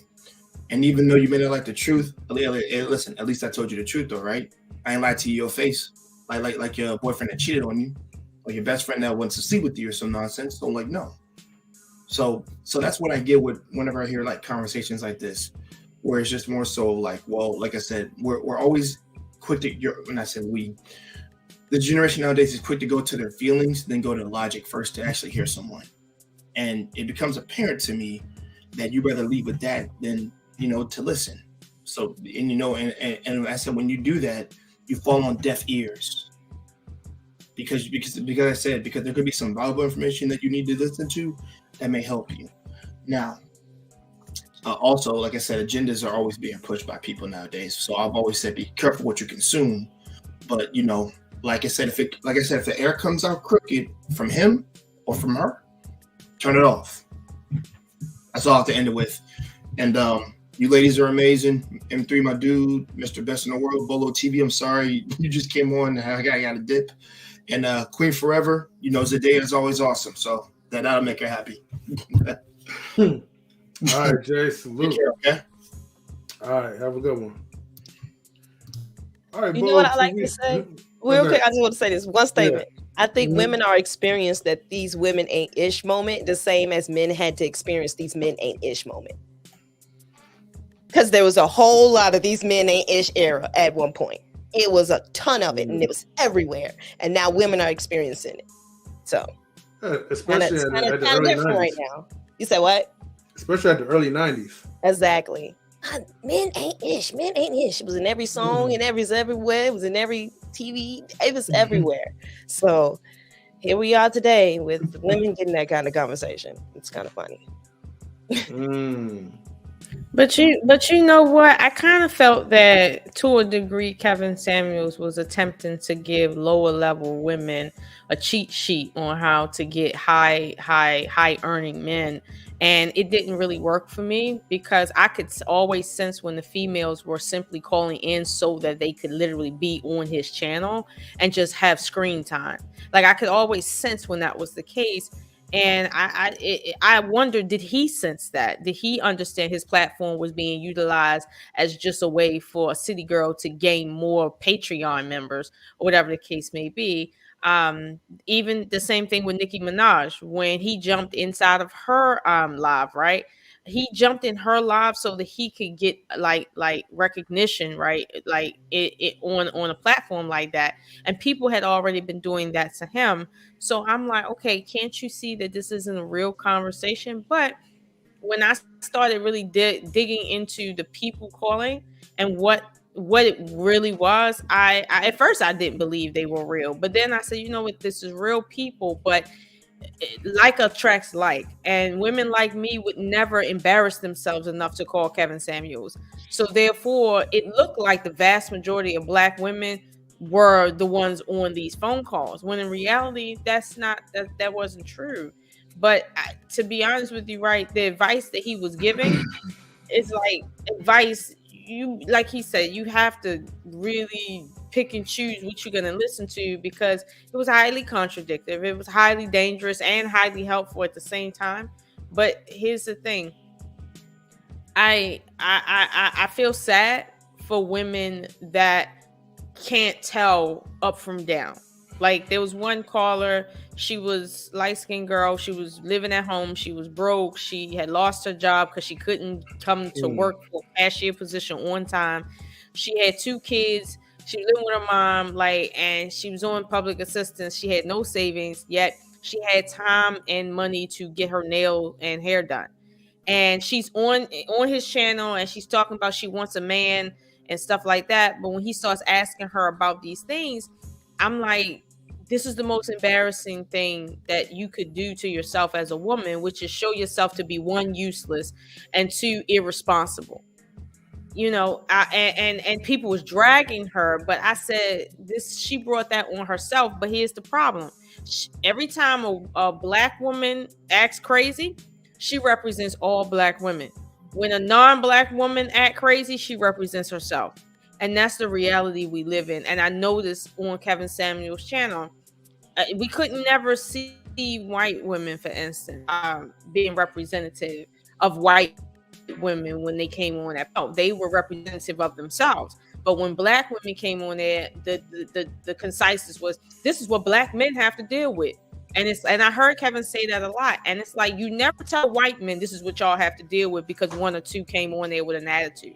You don't do that. There's always an overwhelming, sweeping conversation, which I felt prepped Black people, Black people to say things about their own, and essentially speaking it into existence. We say, what you think about, what you talk about is what we're gonna get, and then on a global scale, that we're turning ourselves into the very thing that we say we hate, because we keep on repeating the same lies about every single person until we're gonna make it the truth. And that's weird. That's in part why I stopped listening, because I say, you know what, I can't consume that. It's not helpful to me anymore. It's like, it really is not helpful. I'm not having sex with anyone by the 3rd date. I'm not choosing dudes that are, you know, can't afford me, or that I don't genuinely like. I'm not going on a date with you if I don't really like you. If I need a dinner date and a dude can't tell I'm hungry, I mean, that's on him. Like, you know what I mean? So I'm not doing that. And so therefore it became a low point to even listen. Most people that were listening out of hurt. And like you said, Sheree, it's something that it represented a hole, and that hole is something we haven't addressed, because so many people are trying to refill the hole with new content that was similar, but it's really a money grab. It's not a grab to really help Black women. It's not a grab to help Black men. It's just a grab to make more money with the same formula that he did. And I can't say it's working. But at the same time, I know on the street level, it's definitely not working. Like, it's definitely not working. The minute you mention Kevin Samuels as a guy, let alone on a date, you invalidate yourself for any woman to deal with you. Let's say 99% of them, you invalidate yourself, period. And if you got on a date with me talking about accountability and Kevin Samuels and stuff, I'm just going to politely leave you there, because it's not that women shouldn't be accountable. It's not that Kevin Samuels shouldn't be talked about, but I know when you're overly using those talking points, yeah, you probably a hurt puppy, and I don't got time. Just like they don't got time to save, you know, women and their children. I don't got time to save dudes and babysit their egos. I don't got time. You know. Okay, real quick, I gotta give Bowl TV like kiss spotlight real quick. Bowl TV, are you still here? Yeah, I'm here. What's going on, everybody? How y'all doing tonight? Nothing much, man. Nothing much. Thank you for tuning in. Shout out to the radio voice. Sheree, haven't seen you in a minute, Sheree. How you feeling? I'm feeling good right now, Bolo. How are you? I'm alive. The Lord blessed me to wake up, so I can't complain. Check this out. Remember, I don't know if you remember the last time what we talked about, Bolo, but I want to show you this real quick, and then maybe it'll come back to you. Okay. Okay. You gotta reach out so we can build. You gotta reach out. Hey, Miss Sean, how you doing? Yeah, Bo, Hi, guys. Hey, Queen. I think there's a few things. 84 is the Dilly. I think there's a few things that a lot of you guys touched on. Miss Sean made a point about when 2 or 3 black women come on a show or something, they are representing the whole black community. And I think that comes from being disenfranchised, right? It doesn't matter what situation you go into. If 1 or 2 make it in, we tend to claim them as representing the masses. And I think that goes into whatever black people go into, whether it's a president, whether it's a rapper, whether it's a singer, they represent the whole of the community that's been oppressed. I want to give you this example. If you were to take 2 bottles and drop both of them on the floor, now one bottle shatters into pieces, the other bottle turns into a sharp weapon, breaks into a sharp weapon. Kevin Samuels was the ground. Okay, men were the sharp bottle and women were the shattered one. Kevin Samuels revealed a lot of the trauma that black men were having and black women were going through. And to explain that is the black men didn't hold on to some of the things he was saying concerning, working on yourself, being a better version of yourself and things like that. They were just holding on to, we got to have the options of the women and blah, blah, blah, blah, blah. The things that didn't get worked on is what they clinged on to. When it came to the women, it showed the trauma and lack of self-esteem that they had to be ridiculed the way they were publicly on a platform as big as his. So the problem that we're having is how you feel affects how you see. We have to understand that how you feel affects how you see. I'll give you an example. If M3 is in his house and someone throws chloroform over his nose, puts him in a cab, takes him to the airport, flies him to the ocean, and throws him in the water, and it happens to be a great white shark that does it, and it bites his leg off, M3 is going to hate every white shark that there is on the planet Earth, not giving a rat's ass which actual white shark did it. Now, I know that was kind of a funny example, but understand, because he wasn't put in that situation, because he was put in that situation purposely and he didn't do it himself, the way he sees every white shark after that, it's affected because of the trauma that he went through. Does that make sense, guys? Yeah. In other words, when you have a lot of white people, when they dive into the water, yes, sir, and a shark takes their leg off, you ever ask, why don't these white people get angry? Why aren't these white people back in the water 3 months from now petting sharks and all that? Because they've already put themselves in that situation. They've already accepted the ramifications of the decisions that they made, that there's a chance a shark can bite my damn leg off. So the point that I'm trying to make is, we as black and brown people, we have suffered so much trauma and have not gotten help for it. Mm-hmm. You're walking around with this trauma. So the trauma affects how we see. I'll give you an example. If a woman's been hurt by a black dude and a dude just did her dirty, every black dude after that is bad. We've heard this in talking points on YouTube, right? So if you don't get help with the trauma that you have, and this is with anything that we go through, black men are looking at women like they just want money. Why? Because they've been hurt and they've never closed that chapter in their life. So they look at every woman as that one woman that hurt him, right? Mm-hmm. So we have to get help to reconcile the traumas that we have in the past, because we're functioning with it and we just don't see how it hurts us. This is why we're so fractured. This is why the family is so fractured. This is why we have this gender war. You don't see no gender war like this in any other culture but ours. Why is it? It's because I'm pointing fingers at Oshana. She's pushing fingers at me, and no one. And the thing is, we want the respect as the king, respect as the leader, but we don't want to deal with the work that comes with it. You know, you'll hear a lot of men saying that when I become a husband, I'm the dictator, I'm the czar, I'm the warlord, I'm all these things. And what they don't understand is real kingship means that you're more of a servant to your people than you are a king to yourself. And this is what facts. So the reason why women are not submitting to them is because they see the selfishness that you have in you, and you lead with your bread, you lead with your money, and that's what cultivates your position in your home. But here's the thing: when you lose your money, is your position solidified? No, it isn't, because it was never built on the pillars of kindness, caring, forgiveness, love, understanding, work, being the leader, being the provider, being the nurturer, being the protector. It wasn't built on those premises. It was built on me having the bread and you shutting up. And she fell into that, right? But once you break that rule, there's an unspoken rule. As long as you keep the bread, I'll stay where I'm at. Once that bread is gone, all bets are off. So we have to get back into understanding what our positions are. We have to get treatment.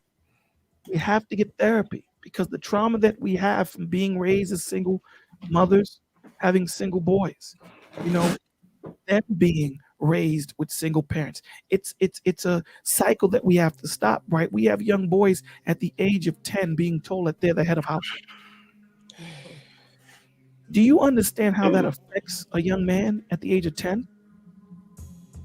That I no longer am a child. I have to change my thought process, stunt my emotional growth, because I can't learn anymore as a child, because I have to become the man of the house because mommy needs help.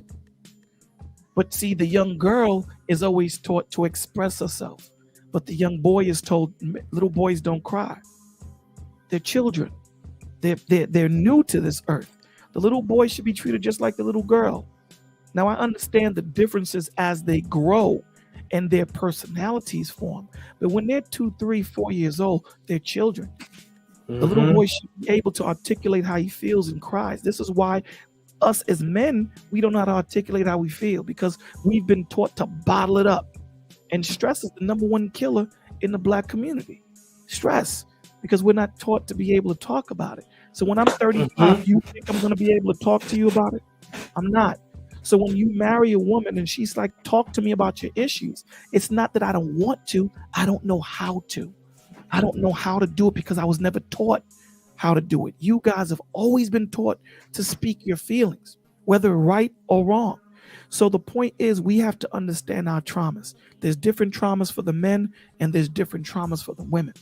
And until we can deal with those traumas and understand that every chapter is not going to be a happy chapter that's closed, it has to be closed for us to be able to look at each other as brothers and sisters and love each other as a village. We have to deal with those traumas or this will continue. That's all I got, guys. Yo, Bolo. Hold on, I got Bolo. So everything that you're saying, right? This was exactly what I was saying in the beginning, that what people was missing out, okay? People was more focused on trying to redeem themselves to try to get women as opposed to improving themselves. But the way how you add on the emotional trauma that these men, both men and women, right, get through, you know, well, just see, like that's the problem. M3, that's the problem. The problem is, you know, no one, you know, as men, we are supposed to be the protectors and the leaders of the community.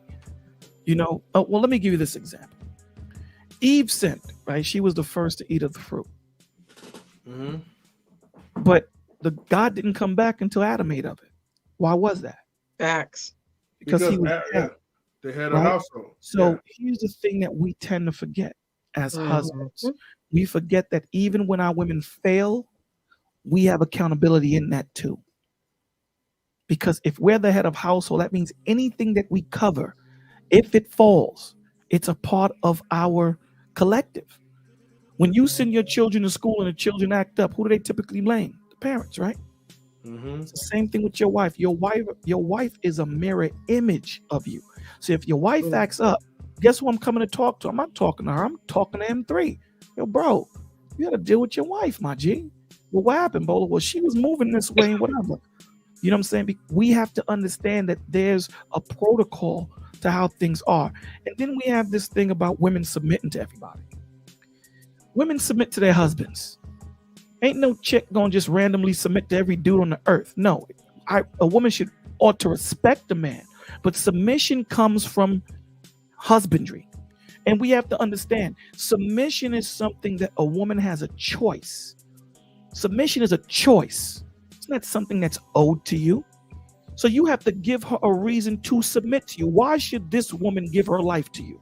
Why should she follow you? She has to see something. So this is why I say when I counsel men and women, before you try to get into a relationship, know what you are. Learn what your worth is so that in your standards, you can learn your value. Because if I don't know, it's like if Sheree has $100 million diamond and she knows it's $100 million diamond. Sheree, if I offer you $50 million, you taking it? No, right? Because it's worth $100 million. You ain't taking nothing short. You're gonna be patient to wait for that one buyer that can afford your diamond, correct? Oh yeah, definitely. So why shouldn't we be that with our bodies? Why shouldn't we be that with our love, right?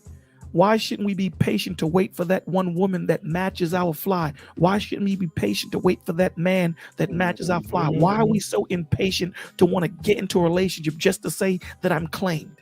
And when you look at this manosphere, I don't have a problem with, the passport brothers.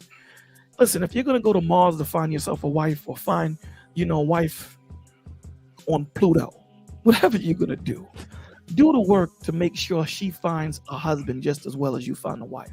There should be reciprocity there. A lot of us men, we only quote, and when you find a wife, it's a beautiful thing. They quote that scripture, but they don't finish it. What is she finding? Because to find a good wife, guess what you have to be? A good husband. And this is what we don't understand. Being a husband doesn't start when I actually do my vows. Being a wife does not start when you do your vows. You have to have them wife qualities before you become a wife. The same way I have to be husband qualities before I become a husband. This is why when it says, when you findeth a wife, it is a good thing. That means her mother taught her the qualities of what it is to be a wife. So that when we come together, because in marriage is the only time when 1 + 1 doesn't equal 2. In marriage, 1 + 1 equals 1. And this is what we don't understand. What our brothers are not understanding is these women that are on these platforms, these 3 women here, when you marry this woman, this is bone of your bone. God tells you, I've never seen a man hate himself. So this is how you should love your wife, as if she is you, because she is you. And this is what these men are not pushing out. Women are not stupid. Women are as spiritual as men are. And when a woman, let me show you an example. And this is for the women. And we're going to start with Sheree. Sheree, if a man, I don't know if you're in a relationship or not, but let's just say you're not. If a man showed you that he is willing to die for you, will you follow him? Ooh, that. I'm pretty sure I will, because if it's gotten to that point, I've already invested.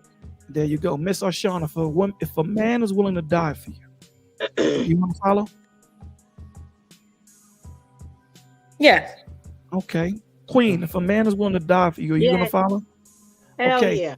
So the point of me saying that is the answer to the men. If you ever clip this, if you want a woman to submit to you, you must have Christ-like leadership. And Christ-like leadership means that if he's willing to, he'll die for you. I land my plane. Okay. Can I? Hold on, Sister Sheree. There's something. Because I really wanted to talk about something he said because he mentioned the Bible. Oh yeah, definitely. I definitely want you to share. I need to share this real quick. I agree with everything that Bolo was saying. You know what I mean? And my only thing, and it's not even against what Bolo was saying. My only thing when it comes to the community in the sphere, I'm not even going to say the whole name, the sphere that Kevin Samuels was a part of, is that they have all this masculine energy for everything, right? They have all this masculine energy. It was Iron Man. They can go through a wall. They don't cry, and they just have all. They can climb mountains and move mountains and everything else. But when it comes to women, y'all crying like a bunch of little girls, man. It just, I don't get it.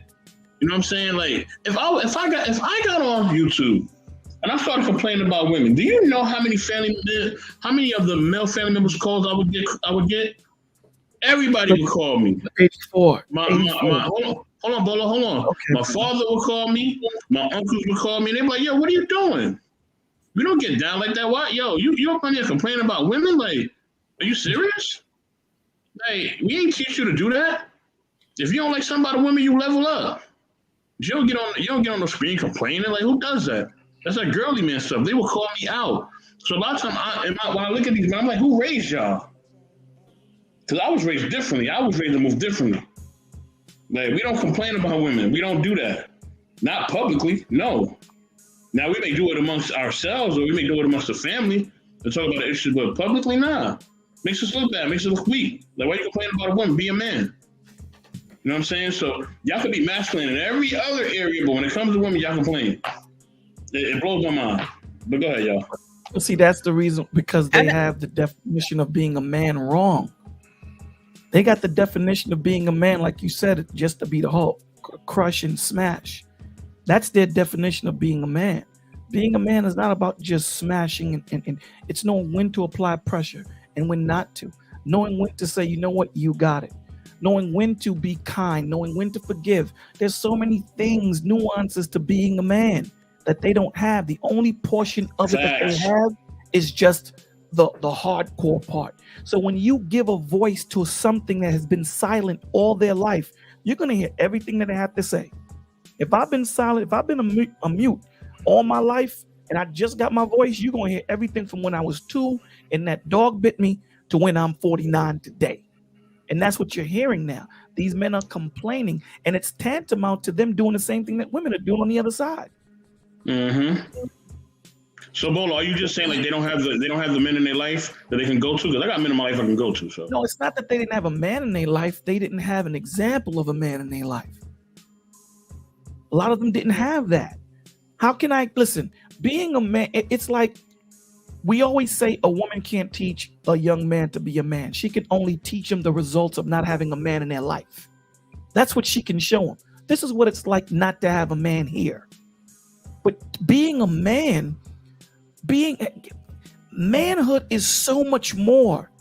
When you have a man out of the home, man, that little girl, let's just start with the little girl. She doesn't know what it is to be a princess, to be loved, to understand sacrifice, to understand protection.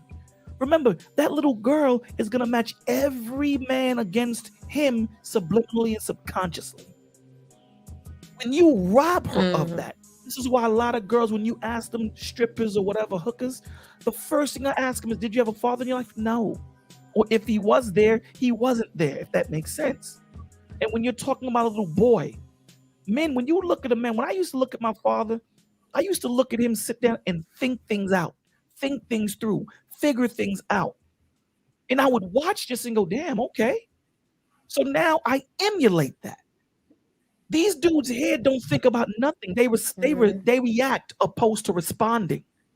Soon as something happened, they move. They don't think. There is no cognitive thought. And then after the dopamine's gone, that's when they say, damn, you know what? I shouldn't have screamed or charade like that. Well, how do you expect her to trust you if you're calling her the B word? How do you expect her to trust you? Listen, I was having a conversation with someone on a platform, and they were screaming. And I said, you know what's happening, brother? Be mindful, because there's women watching right now. And if you're screaming right now at men, you know what they're gonna imagine? What you're gonna do with them in closed doors. Facts. Women are tacticians at thinking, dog. Can I ask my question? Sure, go ahead. Yes, sister, go ahead. Right. So you talked about, because you mentioned Adam and Eve, and I guess this is me asking because you talked about how God came. He didn't resurface until after Adam ate the apple. So I guess my question to you, because God gave Adam a direct source to him. He had a conversation to him.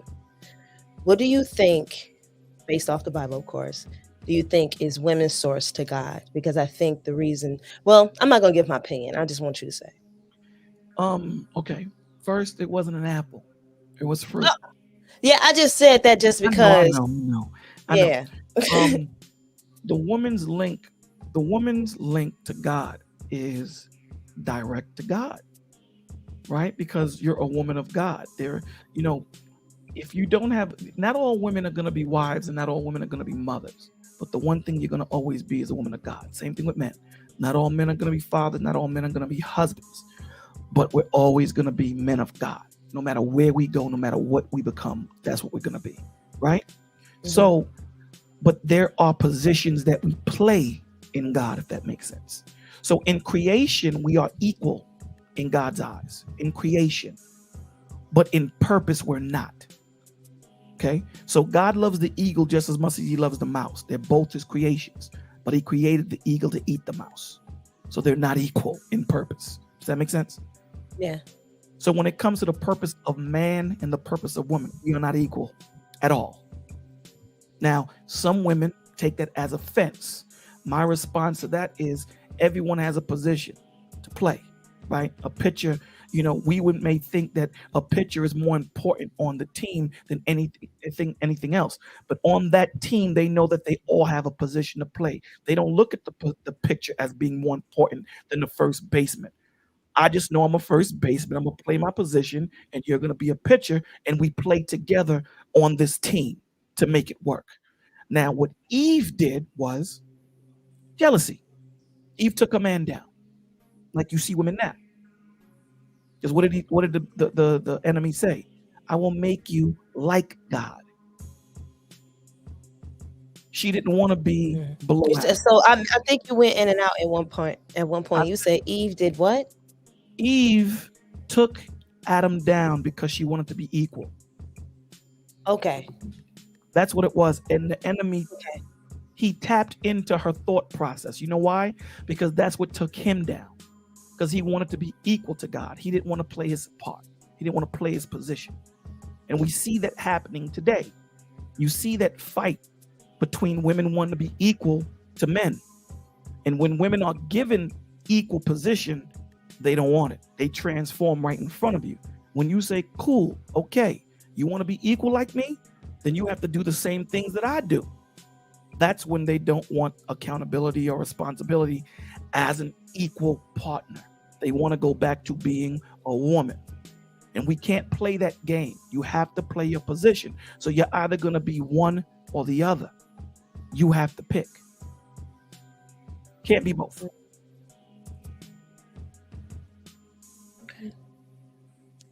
Okay. And you were supposed to call me, man.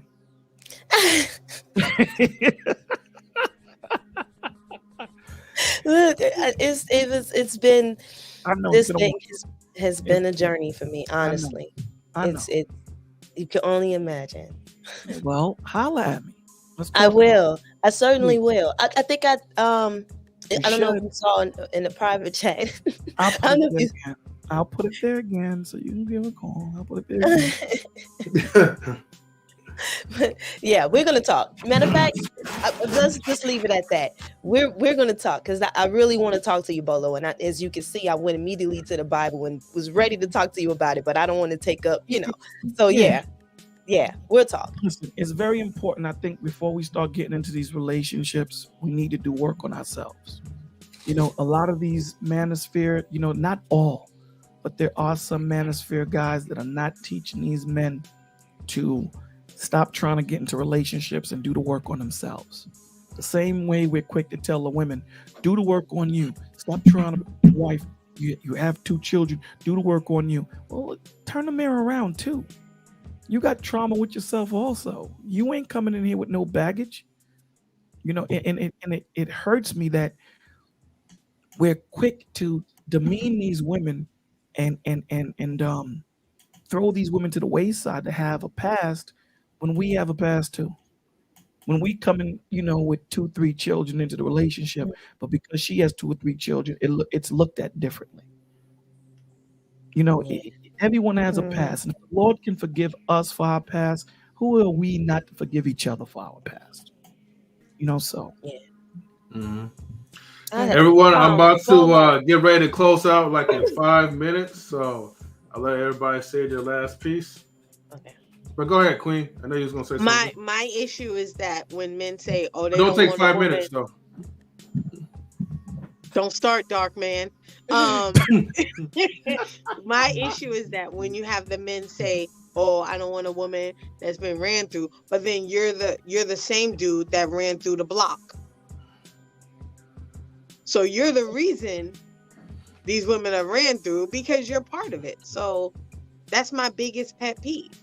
Do you, like, even with the passport brothers, if you're going to go passport women, you're going to go overseas to find your love, but do the work on you first, because part of the reason why your relationships fail is because of you. A lot of people want to blame the finger, and they don't want to do the Michael Jackson stance. Man in the mirror. You got to start with the man in the mirror. You got to start with your reflection. So that's my issue. When people start talking that passport brother BS. Don't say none of them 3. All right. I still got 2 minutes. Be quiet. No. You ain't got. You done. You done. You about to say something. I see you. Why you getting close to the screen? No, I was going to, ask anyone else want to say anything. I know Lola was, a little quiet. And I think Sheree, you had something you want to say too? Oh, go ahead, Lola. I was just gonna say, just in closing, that I do think that the more we dissect the issue of Kevin Samuels, I think it will be better as a community. However, I think in moving, and as we all say, we're looking for solutions, in looking for a solution and actually presenting the solution. Nowadays, the only solution there seems to be is self-accountability. And to be honest with you, life is going to hold you accountable no matter if you're accountable or not. And we have to be okay with the fact that some of us are not going to make it, period. And trying to save everyone is not how nature is or operates. So there's a certain percentage of women that are supposed to be left behind because nature seeks to create better on itself with each time it replicates. So therefore, only the best are supposed to survive. And those women and men that are surviving are the men and women that see the problem behind the curve, and they're ready for it. Whether you're single or in a relationship, better people are out there doing better things. And I see some of that happening now. And we just have to keep in mind, not all Black people are struggling with this. It's not. It's just a certain sector that honestly should be struggling. And at the end of the day, if you can't do better and choose better, that is on you. So, I'm just tired of the complaining, even though some of it is legitimate. But I think a big part of the complaining has to do with the system, meaning the legal system, not anything else. Because to be honest with you, if the legal system changed, but women stayed the same, I think men would be okay. Okay. Facts. All right, Sheree, what you got? Beautiful speech, but you're muted. Let me give you 2 minutes, because I know the Queen and Ocean was hogging up a lot of time, so I'll give you 2 minutes, all right? But you're muted.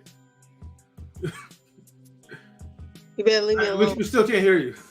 Oh, I did it. Okay, I did it on my machine too. My bad. All right, so okay, so what I want to say, she touched on a lot of good things. One of the things that I want to say is, by working on yourself, I think I want to give the advice for a lot of people to face their inner child. I think a lot of times we forget some of the things that may have affected us in our childhood that we still carry within our adulthood because we tend to forget them or suppress them rather. And I will really love for people to do that and work with that inner child because you tend to project in your future relationships. I also want to say that, yeah, this is an amazing experience here. Oh, men, please look at Kevin Samuels pre-gone viral. I think he gave a lot of valuable things for men. I really prefer the Kevin Samuels prior to speaking to women. I really do. And I think that because so many men didn't have fathers in their home, I think it's important that you could possibly find something somewhere. And he spoke to men and he was harsh on men and he gave gems for men there. So I will say go there. Women, I don't think we should touch Kevin Samuels. There's other ways we can go ahead and get what we may need. But for the men, Kevin Samuels was good for them pre-going viral. And also, I want to say a lot of my discipline and self-correction has been very godly thanks to this. And that's the last of what I have to say.